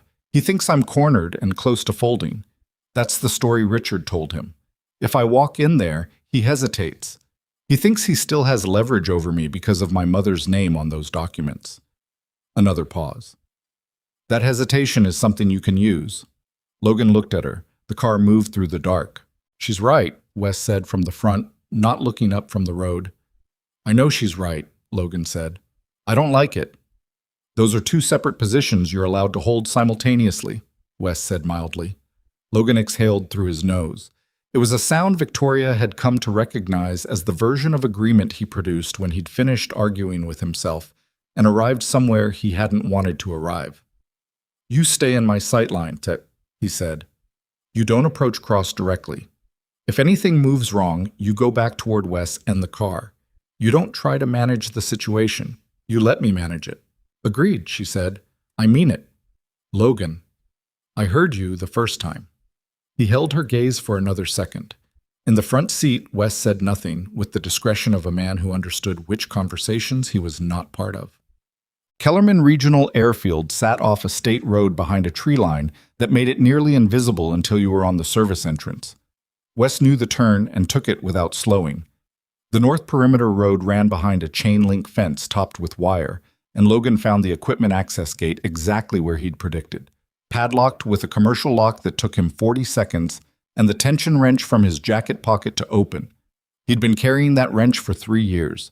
It was the first tool he'd bought after leaving the Navy, because the job he'd picked required it, and because there was something that felt right about a profession where the entire point was giving people back access to the things that belonged to them. The gate swung open. He and Victoria went through. Wes backed the car into a pull-off between two service structures and put Pauline Chen back on the phone, his low voice carrying through the dark behind them as they moved toward the east side of the field. The cargo hangar was lit from inside, a low light spilling under the vehicle door that wasn't quite closed. 2 ground support trucks were parked outside it, with the deliberate spacing of people who'd arranged them to block sightlines from the airfield road. Logan registered the spacing and moved them around the outside edge, keeping to the shadow line of the hangar's exterior wall. He heard voices before he saw anyone. Cross's voice, and another. The standing man from the hotel, whose name Logan still didn't know and categorized simply as the professional in the room. They were talking with the low-level efficiency of people doing a transfer operation, not a conversation, specific and logistical. Something about manifest documentation and the flight crew's clearance time. Logan held up a closed fist. Victoria stopped. He looked back at her and held up 2 fingers. She nodded. 2 visible. Possibly more inside. He went to the hangar's side door, a personnel entrance beside the main vehicle door, and opened it with the slow, controlled pressure of someone who'd spent time learning exactly how much noise a door hinge made at different speeds. Inside, the hangar smelled like aviation fuel and concrete, and the particular cold of a large, unheated space. A small charter jet was positioned at the far end, already prepped, its cabin door open and a folding stair in place. Ground lighting created a pool of yellow in the center of the space where Cross stood with his back to the door, the document case on a utility table to his left. The standing man was to Cross's right and slightly behind him, facing generally forward. He would see the door in his peripheral field in approximately 2 more seconds if Logan didn't move. Logan moved. He came through the shore with the speed that had once made his team leader describe him in an after-action report as displaying an unusual capacity for controlled violence under time pressure, which was the military's way of saying he moved fast and didn't waste anything.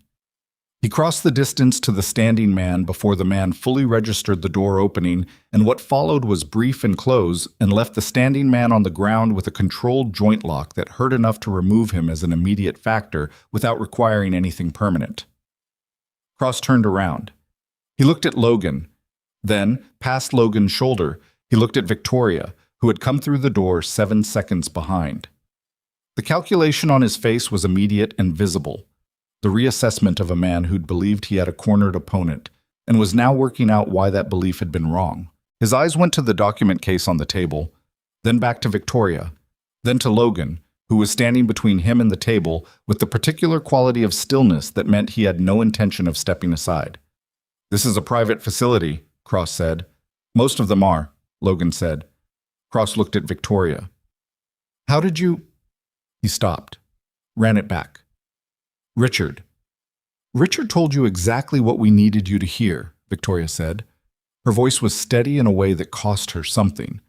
Logan could tell the slight compression in her throat, the way she was standing very straight. "He's been very helpful." Cross looked at her for a long moment. The standing man on the floor was conscious and still and doing the smart calculation of a professional who recognized when he was out of options in a specific situation. Cross was doing a different calculation, the more dangerous one, the calculation of a man deciding how much he was willing to risk. "The warrant doesn't exist yet," he said. He was talking to Logan now. "You have no legal authority to be here. Anything you take from this facility is inadmissible. The federal agents who are currently 40 minutes out will have a different opinion about that," Logan said. 40 minutes is enough time for me to be somewhere they can't reach without an international instrument." He looked at the plane. "And you know that." "I know." "So what are we actually doing here?" Logan said nothing. Cross looked at Victoria again. When he spoke this time, his voice had dropped the boardroom register and something older and more direct came through. "Your mother's name is on those documents, Victoria. Think about what happens when this becomes a federal proceeding. Think about what she goes through, the questions, the deposition, her name in every filing." He paused, letting it land. "I have no interest in hurting Eleanor. She was Marcus's wife, and I have always—" "Don't," Victoria said. "I'm trying to offer you a way. Don't say my father's name." Her voice was still steady, and now there was heat underneath it, controlled and real. Nothing performed about it. "Don't tell me what you have always been. I know what you've always been. I have 14 months of documentation about what you've always been, and my mother's signature on your forged documents doesn't change what those documents are." She took a step forward. "My mother signed things she didn't understand because you gave them to her when she was grieving a dying husband and managing an estate she'd never had to manage before. And you put her name on your laundering apparatus and told yourself it was just paperwork." Another step. "If you think that's leverage, you're wrong. Because when this proceeds, and it will proceed, her story is exactly the story that shows what you actually are." The hangar was quiet. The charter jet sat at the far end like a thing that had been waiting and was no longer going to be used tonight. Cross looked at her for a long moment. Then he looked at Logan. Something shifted in his posture. The specific micro-collapse of a man who's run out of the particular energy that keeps certain kinds of people upright. He looked for a moment like what he actually was. A 54-year-old man in a cargo hangar at 5 in the morning who'd spent a decade building something that was now finishing. Then the moment passed and he moved, not toward the table, toward Victoria. It was fast, faster than Logan had expected, which meant Cross had done something physical before he'd converted entirely to using other people for it. He crossed the distance to Victoria in 2 steps and got one hand on her arm, pulling her in front of him, putting her between himself and Logan with the clear intention of making it to the jet's stair before anyone could close the gap. Victoria did not do what he expected. She'd spent 3 days watching Logan operate. She'd watched him assess, move, redirect, the whole vocabulary of it. And she'd spent her whole adult life in rooms with men who believed that grabbing her arm was the end of a conversation. She twisted into the pull instead of against it, the way you leaned into a current instead of fighting it, and the momentum Cross had put into pulling her toward him became the momentum that put her elbow sharply into the space below his ribs. He dropped her arm. It was enough. Just enough. Logan was already moving, and the 2 seconds Victoria had bought were the 2 seconds that closed the distance. Logan got Cross by the wrist and the shoulder and walked him hard into the side of the utility table. Not violently, but with the immovable authority of someone who was done discussing the matter. And Cross hit the table edge and stopped, and didn't try to get up, because Logan was holding the wrist at an angle that made the structural alternative clear. "Don't," Logan said. Just the one word. Cross breathed hard. He looked at the document case 6 inches from his hand on the table and then at Logan's face, and arrived at the correct conclusion. "Okay," he said. The federal agents arrived at 5:51. Pauline Chen had been on with the SEC field office coordinator the entire time, and when the two black SUVs came through the airfield service gate, there were 4 federal agents and a forensic accountant who'd been up since 3 a.m. and looked like it. Logan stood aside. That was the whole of his involvement in the federal arrival, stepping aside and letting them into the space he'd secured. He was good at that, the stepping aside. The years had taught him that the goal was the outcome, not the acknowledgement of who'd produced it. Cross was taken into federal custody with the quiet procedural efficiency of a process that had been prepared for. The standing man, who turned out to have a name, Curtis Vane, formerly of a private military contracting firm based in Virginia, was detained separately. The document case, both drives, and the full physical document package were logged into evidence with the kind of careful attention that forensic accountants brought to things that were going to be looked at very hard for a long time. Victoria stood near the hangar wall and watched. She had one hand pressed flat against the cold metal surface behind her, not for support exactly, more for the physical reality of it. The cold, the solidity, the fact of being in a place that was real and present and no longer closing in on her. Logan came and stood beside her. Not close, just nearby in the way he did things. Present without crowding it. "Your elbow," he said. "What about it?" "Into his ribs. That was good." She looked at him. "I surprised myself." "I noticed." He paused. "I also noticed you moved before I expected you to. If you'd moved a half-second later, I know. I'm not criticizing, He stopped. He was not always fluent in this particular terrain, she'd noticed. The terrain of saying something that was neither tactical nor practical, the territory of things that mattered because they mattered, and not because they were useful. "I'm glad you moved when you did," he finished. "Logan." "Yeah. Thank you." She said it simply. Not with performance, not with the elaborate architecture of gratitude that the situation might have warranted and that would have made both of them uncomfortable. Just thank you, with the weight of everything it was covering. He nodded. Outside the hangar door, the sky had crossed from dark blue into the early pale gray of an actual morning. The airfield was lit now with the portable lighting the federal team had brought, and there were voices, procedure, the structured noise of a situation being officially managed. Wes appeared at the hangar entrance, moving with the careful deliberateness of his age and the occasion. He stopped beside Victoria and looked at the scene with the expression of someone reading the conclusion of a text they'd been working through for a long time. "The field office coordinator says Pauline's documentation package is sufficient for a full federal case," he said. "Cross's 2 partners from the hotel meeting are being contacted this morning. Richard Hale..." He paused. "Richard has been reached by my contact. He's cooperating." Victoria looked at the case being photographed and logged by the forensic accountant. "My mother's documents, the forged ones." "Forensic dating will establish when they were created," Wes said. "It won't be a difficult case to make. Cross's team wasn't expecting to have the originals examined.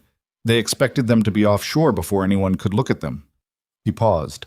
"Eleanor's name will come up in the proceeding, but as a victim of forgery, not as a participant." Victoria nodded. The motion was small and cost her something.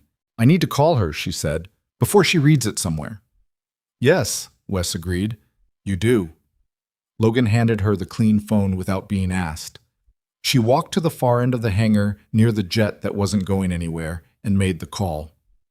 Logan watched her go.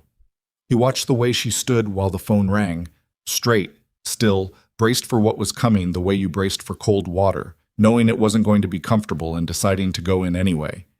He heard the moment the call connected, across the distance. He heard her voice, very quiet, saying, "Mom, it's me. I need to tell you some things. Are you somewhere you can sit down?" He turned away and gave her what privacy a cargo hangar allowed. Wes came to stand beside him. They watched the federal team work for a moment in the companionable silence of 2 people who'd moved through the same long night and arrived at the same morning. "You didn't have to do any of this," Wes said. "No. You had the drive copied. You could have handed the copies to Pauline and been done with your involvement 4 days ago." Logan watched the document case being sealed into an evidence bag. Probably. Why didn't you?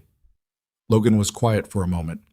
He thought about the restaurant, about a woman who'd sat down in a chair facing the door and ordered sparkling water. She didn't intend to drink because she was trying to do something difficult and honest in a world that had arranged itself to make that as hard as possible. He thought about Kayla, who was 16 and smart, and was going to grow up in a world where the Damien Crosses of it won regularly and quietly and mostly got away with it. Because finishing things matters, he said. Starting isn't the hard part. Wes considered this. No, he said. It isn't. Across the hangar, Victoria was still on the phone, still standing straight, her voice too low to hear. The morning was coming in through the open hangar door now, real and gray and without ceremony, the way mornings came when they weren't trying to be anything except what they were. Logan's phone buzzed. He looked at the screen. Kayla, 6 a.m., a text that said, "You okay?" He typed back, "Yeah. Heading home in a few hours. French Revolution project done?" 3 dots. Then, mostly, "Can you check it when you get back?" "Yeah," he typed. "I'll check it." He put the phone in his pocket. He was tired in the way you were tired after something finished. Not the tired of depletion, but the tired of having run something through to its end. Different quality. Almost comfortable.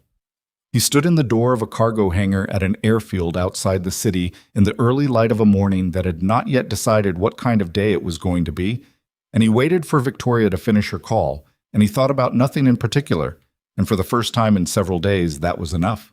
The federal case against Damien Cross was filed on a Tuesday, which was an ordinary day in every respect except that it wasn't. Victoria was in Wes's office when Pauline Chen called with confirmation.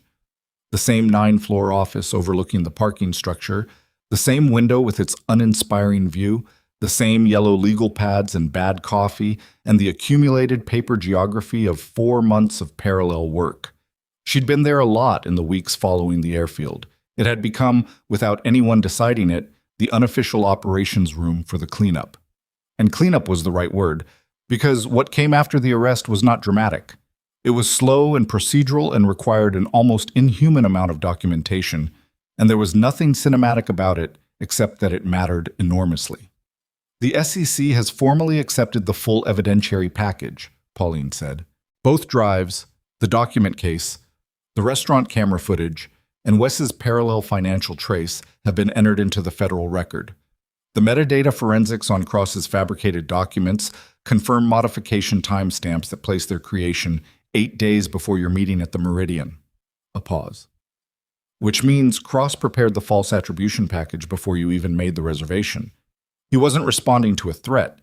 He was planning to use you as a frame whether or not you confronted him. Victoria held the phone and looked at the window. He'd decided on this outcome before I walked in that door, she said. Yes.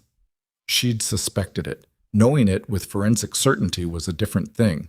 She let it sit in her for a moment, not with anger, because she'd moved through the anger already in the weeks since the airfield, but with the specific sadness of understanding how long someone had been working against you while you were still extending the ordinary decencies of trust. My mother's documents, she said, formally classified as fraudulent by forensic examination. Eleanor Hawthorne has been notified of her status as a victim of document forgery, not a participant. Her counsel has received the relevant documentation. Pauline's voice was careful. She'll be called as a witness for context purposes, but it's not adversarial. She should be okay. Victoria exhaled. Thank you, Pauline. Don't thank me yet. The trial will take time. Cross's lawyers are going to work everything they can. This is going to be 18 months minimum before a verdict. A pause. But the case is solid. What you built over 14 months, it holds. After she hung up, Victoria sat for a while without doing anything. Wes was at his desk and he let her sit, which was one of the things she'd come to value most about him, his understanding of when silence was the right response to something.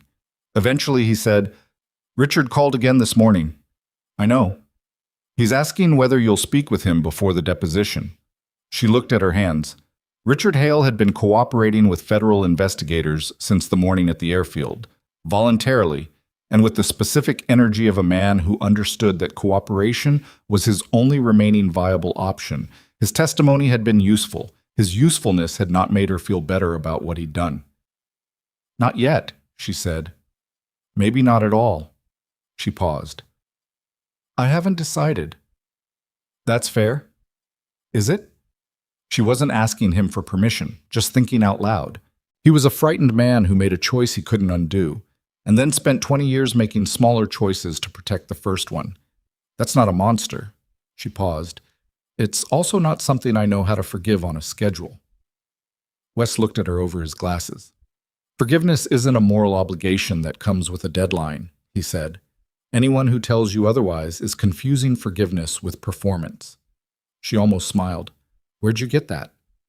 22 years of watching people navigate the aftermath of other people's betrayals. He went back to his papers. "Take the time you need." She called her mother that afternoon. Eleanor Hawthorne was 61, living in the same house in Wilmington where Victoria had grown up, and she had survived her husband's death in a 7-year campaign of financial predation conducted against her name and her family's legacy with the particular resilience of a woman who had always been stronger than the people around her had thought to notice. Victoria had driven to Wilmington twice in the weeks since the airfield.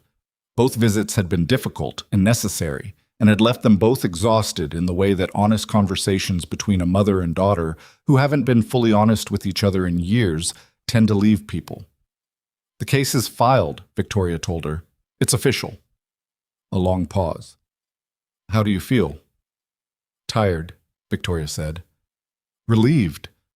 Like I've been holding something heavy for a long time and I put it down, but my arms still remember the weight."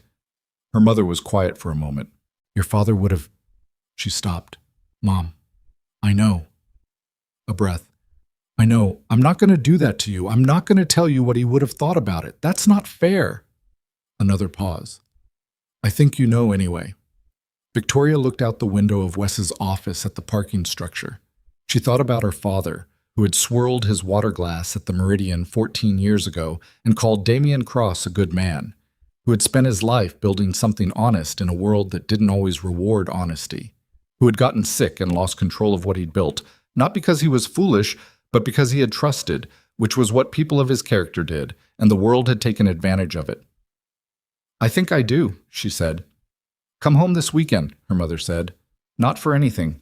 Just come." "Okay," Victoria said. "I will." The board meeting happened on a Wednesday, 3 weeks after the federal filing. Victoria walked into it the same way she'd walked into the restaurant, early, prepared, with her back straight and her nerves handled. The difference was that this time she had the evidentiary record, Pauline's formal legal brief, and a written statement from the SEC field office confirming that every public allegation against her had originated from a source now under federal indictment for fraud, money laundering, and document forgery. She also had Wes in the hallway outside the boardroom, which was not a legal asset but was a psychological one, and she'd learned to value psychological assets appropriately. The 3 board members who had been compromised by Cross's investment vehicles either resigned before the meeting or sat through it in the specific silence of people who understood that their position had become untenable before they arrived. The remaining board members heard the presentation, read the documentation, and voted to formally withdraw the suspension motion, restore Victoria's executive standing, and issue a public statement of confidence. It was not triumphant. That was the thing about real outcomes. They were not triumphant. They were administrative. A vote, some paperwork, handshakes that were slightly warmer than formal.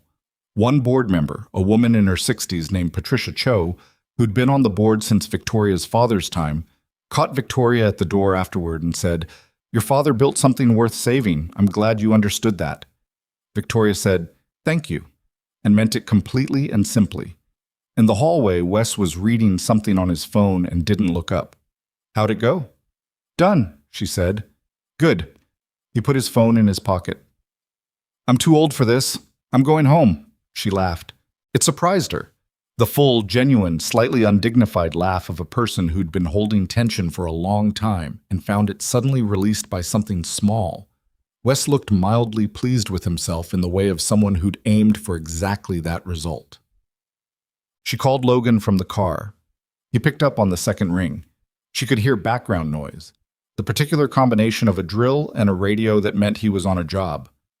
"Board meeting?" he said. "Done. Good outcome." "Yeah?"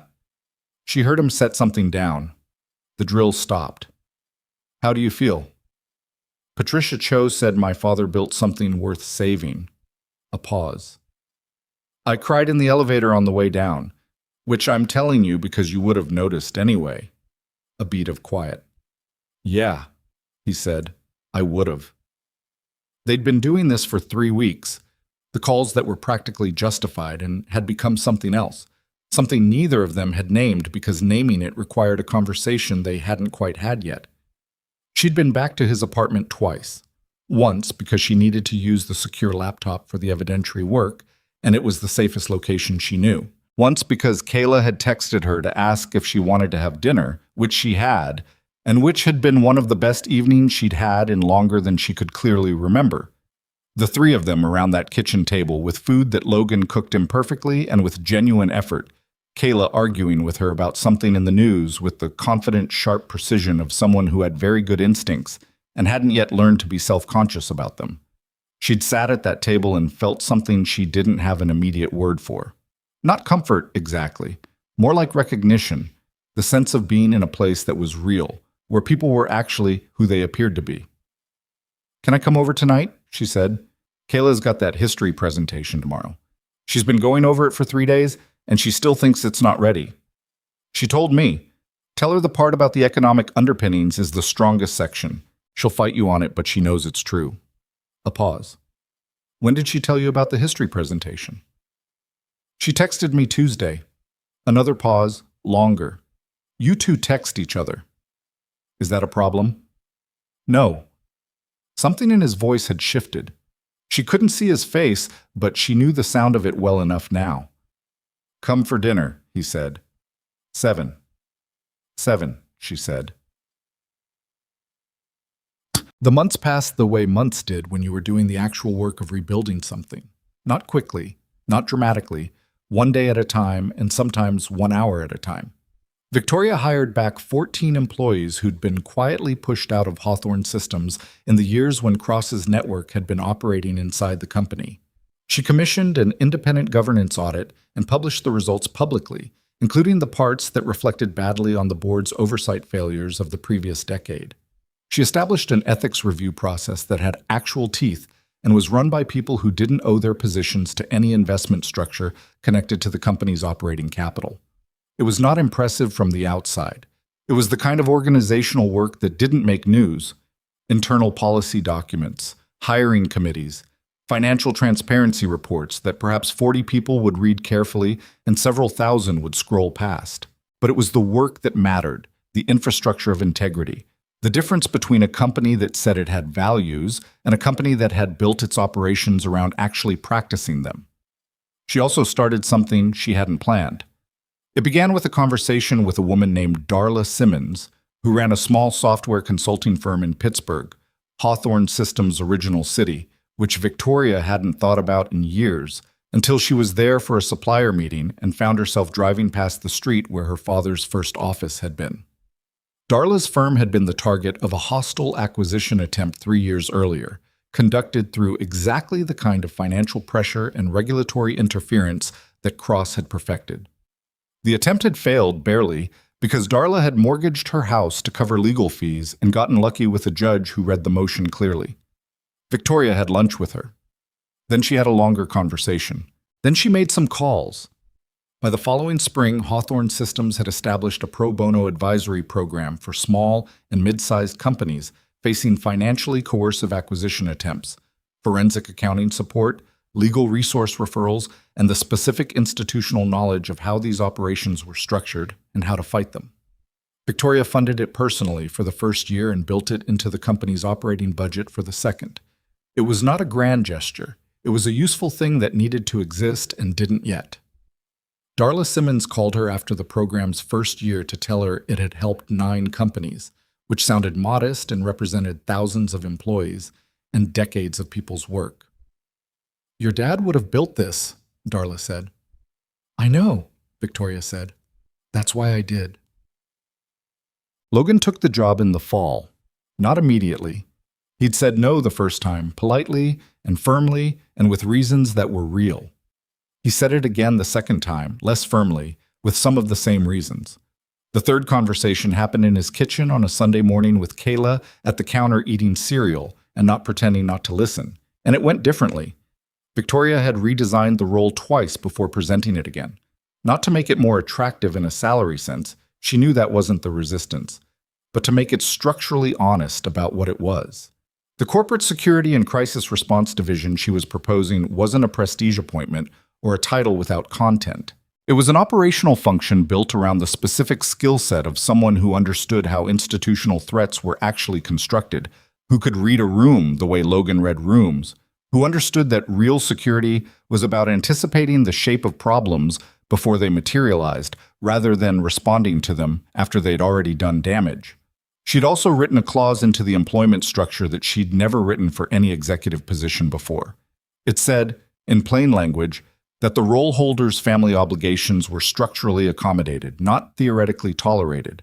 Specific protected hours, location flexibility, an explicit organizational expectation that a person could be a parent and do this work well, and that those two things were not in competition. She'd written it partly for Logan, and partly because she'd looked at her own executive team and realized they were mostly people who'd quietly sacrificed enormous pieces of their personal lives to hold their roles, and nobody had ever bothered to question whether that was actually necessary or just a habit they'd all inherited. "Read the clause," she said, sliding a folder across the kitchen table. He picked it up. "Read it," set it down, looked at Kayla. "What do you think?" he said. Kayla looked up from her cereal.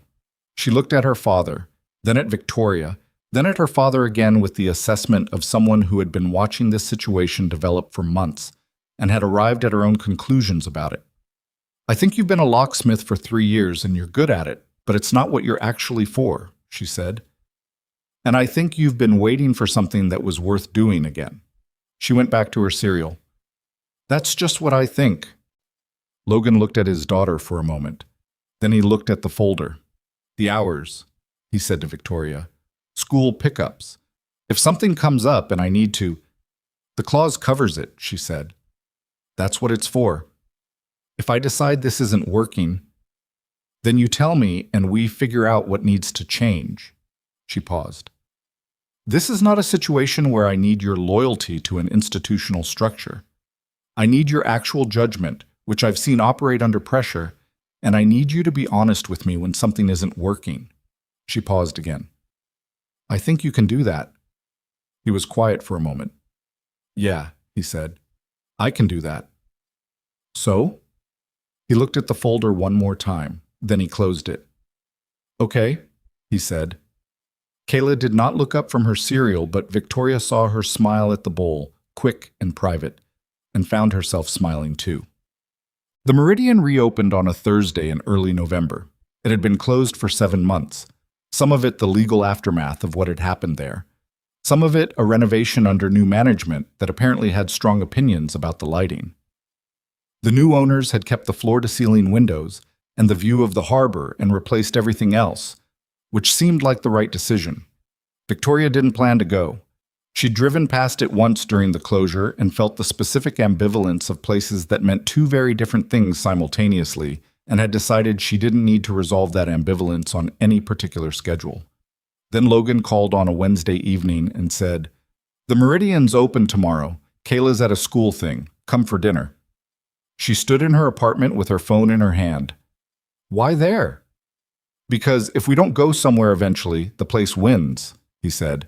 "And I don't want the place to win." She thought about this logic. It was imperfect and stubborn and made complete sense to her. 7, she said. 7. They were given the corner table, not the alcove where she'd sat with Cross, a different space entirely, near the windows, with the harbor lit below them in the early November dark. The new management had kept the menu in the same spirit and changed enough details that the room felt genuinely different, not cosmetically different. The waitstaff were new, young, slightly overeager in the way of a restaurant trying to establish itself. Logan ordered the sea bass, which she noted was the dish Cross had ordered on her behalf the night he'd tried to bury her. And when she pointed this out, he looked at the menu and then back at her and said, "I'll get the halibut." "Get the sea bass. Don't let that ruin the sea bass."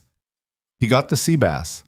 They talked the way they'd been talking for months, easily, with the particular ease of people who'd been through something real together and had survived the version of each other that appeared under pressure, which was the version that mattered. He told her about a personnel issue in the new division he was working through, a thing he hadn't dealt with before and was figuring out in real time.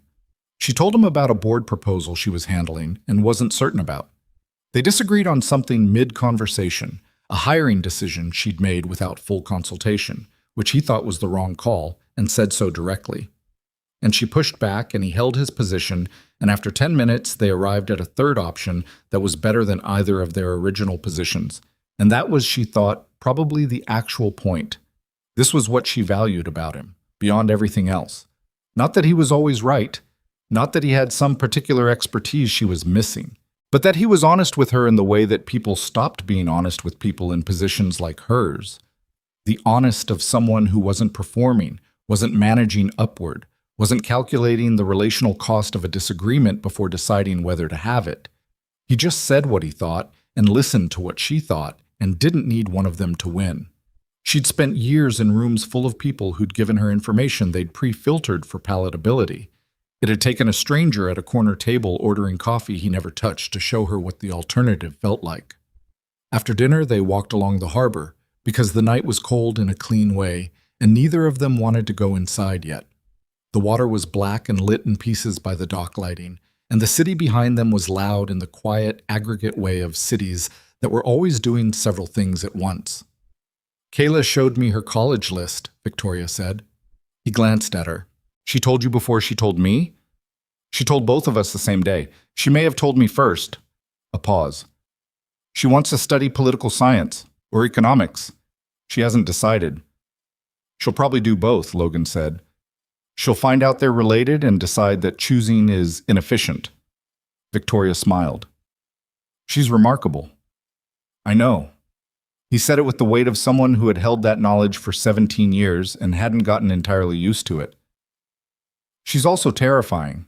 She's going to go out into the world and have opinions and argue with people who have more power than she does, and be completely certain she's right." He paused. "She usually will be right. That doesn't make it less terrifying." "She's going to be fine," Victoria said. "She has good instincts, and she knows how to think, and she has a father who taught her that integrity is the baseline, not the aspiration." He was quiet for a moment. "I didn't exactly teach that consciously." "I know. That's why it took." They walked a while without talking. The harbor moved alongside them, dark and patient. A boat passed somewhere in the middle distance, its running light small and steady. She thought about her father again, not with the particular grief of recent years, the grief mixed with anger and loss, and the sense of time wasted and opportunities stolen, but with something quieter, something that was just missing him. The halibut he never finished, the water glass he swirled, the way he'd looked at the harbor from a table not far from where she was standing now and seemed, for those evenings, genuinely at peace with the size of the life he'd built. He hadn't been a famous man. He hadn't run an empire or made the kind of money that got your name on a building. He'd built something honest and mid-sized and real, and he'd cared about the people who worked for it. And when someone had taken it apart while he was too sick to fight, his daughter had spent 14 months rebuilding the evidence of what had been done, and then 4 days in the company of a man she'd just met fighting to bring it back into the light. She didn't think her father would have predicted that particular sequence of events. She thought he would have recognized the instinct behind it. She thought about integrity, the word she'd been thinking about for months now, turning it over, examining it. It was a word people used when they meant virtue, when they meant character, when they meant the broad aspirational thing. But what she'd come to understand about it, through the specific experience of the last 14 months, was that integrity was not a condition you arrived at. It was a practice you maintained, say, every day, in small decisions, under pressure, when it cost you something real. It was saying the true thing to the board that was already against you. It was building the evidentiary case when you could have settled. It was a locksmith who sat down at a corner table one evening and decided that watching someone get cornered and doing nothing was not something he was willing to live with. Integrity was not rewarded reliably. She knew that. The world did not consistently recognize the person who refused to take the shortcut, who built things carefully, who told the truth even when the truth was costly. Plenty of people built their whole lives on honesty and had those lives taken apart by people like Damian Cross, who understood that honesty was a vulnerability if you were the only one practicing it, but the opposite wasn't survivable either. She'd watched Cross in that cargo hangar, and she'd seen what the other way looked like at the end. A 54-year-old man holding a document case at 5 in the morning with nowhere to go and nothing real to show for the decade he'd spent building his structure. Everything he'd accumulated and nothing that was actually his. No one who was there because they chose to be. You couldn't always protect yourself from the world's indifference to honesty, but you could decide every day to be a person who was worth the protection of the people who valued those things. You could build something real enough that it was worth recovering when someone tried to take it apart. She'd been thinking about this in the context of her company, of the advisory program, of the governance structures she was rebuilding. But standing on the harbor walk in November with Logan beside her, she understood it also meant this. The life around the work. The table where Kayla ate cereal and argued about history. The kitchen where Logan cooked imperfectly. The fact that she'd been rebuilt, not just professionally, but in some quieter personal sense. Not by finding someone who was easy, but by finding someone who was real. "I'm glad I followed you out of that kitchen," she said. He glanced at her. "The restaurant kitchen?" "When you tilted your head," she paused. "I had about a second and a half." "I remember," he said. "I told you that." "You did." She looked at the water. "I've been thinking about that second and a half a lot, about what it means when you make a decision that fast and it turns out to be the right one." She paused. "I think it means the decision was already made, somewhere underneath. It just needed the right moment to show itself." He was quiet for a while. The harbor moved. The city hummed. "I ordered coffee I didn't want and sat in a corner because I was tired and hadn't eaten," he said. "That was the whole thing." "I know." "There was no plan." "I know that too." She looked at him. "That's the part I've been thinking about, that the things that actually change your life don't usually announce themselves. They show up looking like nothing in particular, and you either pay attention or you don't." He held her gaze. In the harbor light, his face was exactly what it always was. Direct, slightly guarded, genuine underneath the guardedness in the way of someone who'd been careful for a long time and was still figuring out where the careful was protective and where it was just a habit that had outlived its purpose. "I paid attention," he said. "You did," she said. "So did I." There was a moment, not long, not dramatic, just a moment that had the quality of something landing. And then he reached over and took her hand, which was cold from the November air, and held it without ceremony. And they stood at the harbor's edge in the dark, and neither of them said anything else for a while because there wasn't anything else that needed saying. Mulch, in the Meridian, on the small corner shelf that the new management had installed near the host stand, a shelf with a candle and a small framed card that said "Opened in recognition of the people who stay when it's easier to leave," there was a permanently reserved table marker. No name on it, just a small brass plate, unobtrusive, the kind of thing most diners walked past without registering. The table was never taken. The new management had decided, without being asked by anyone, that some things were worth marking, even quietly, even if nobody knew exactly why. Victoria had seen it the first night.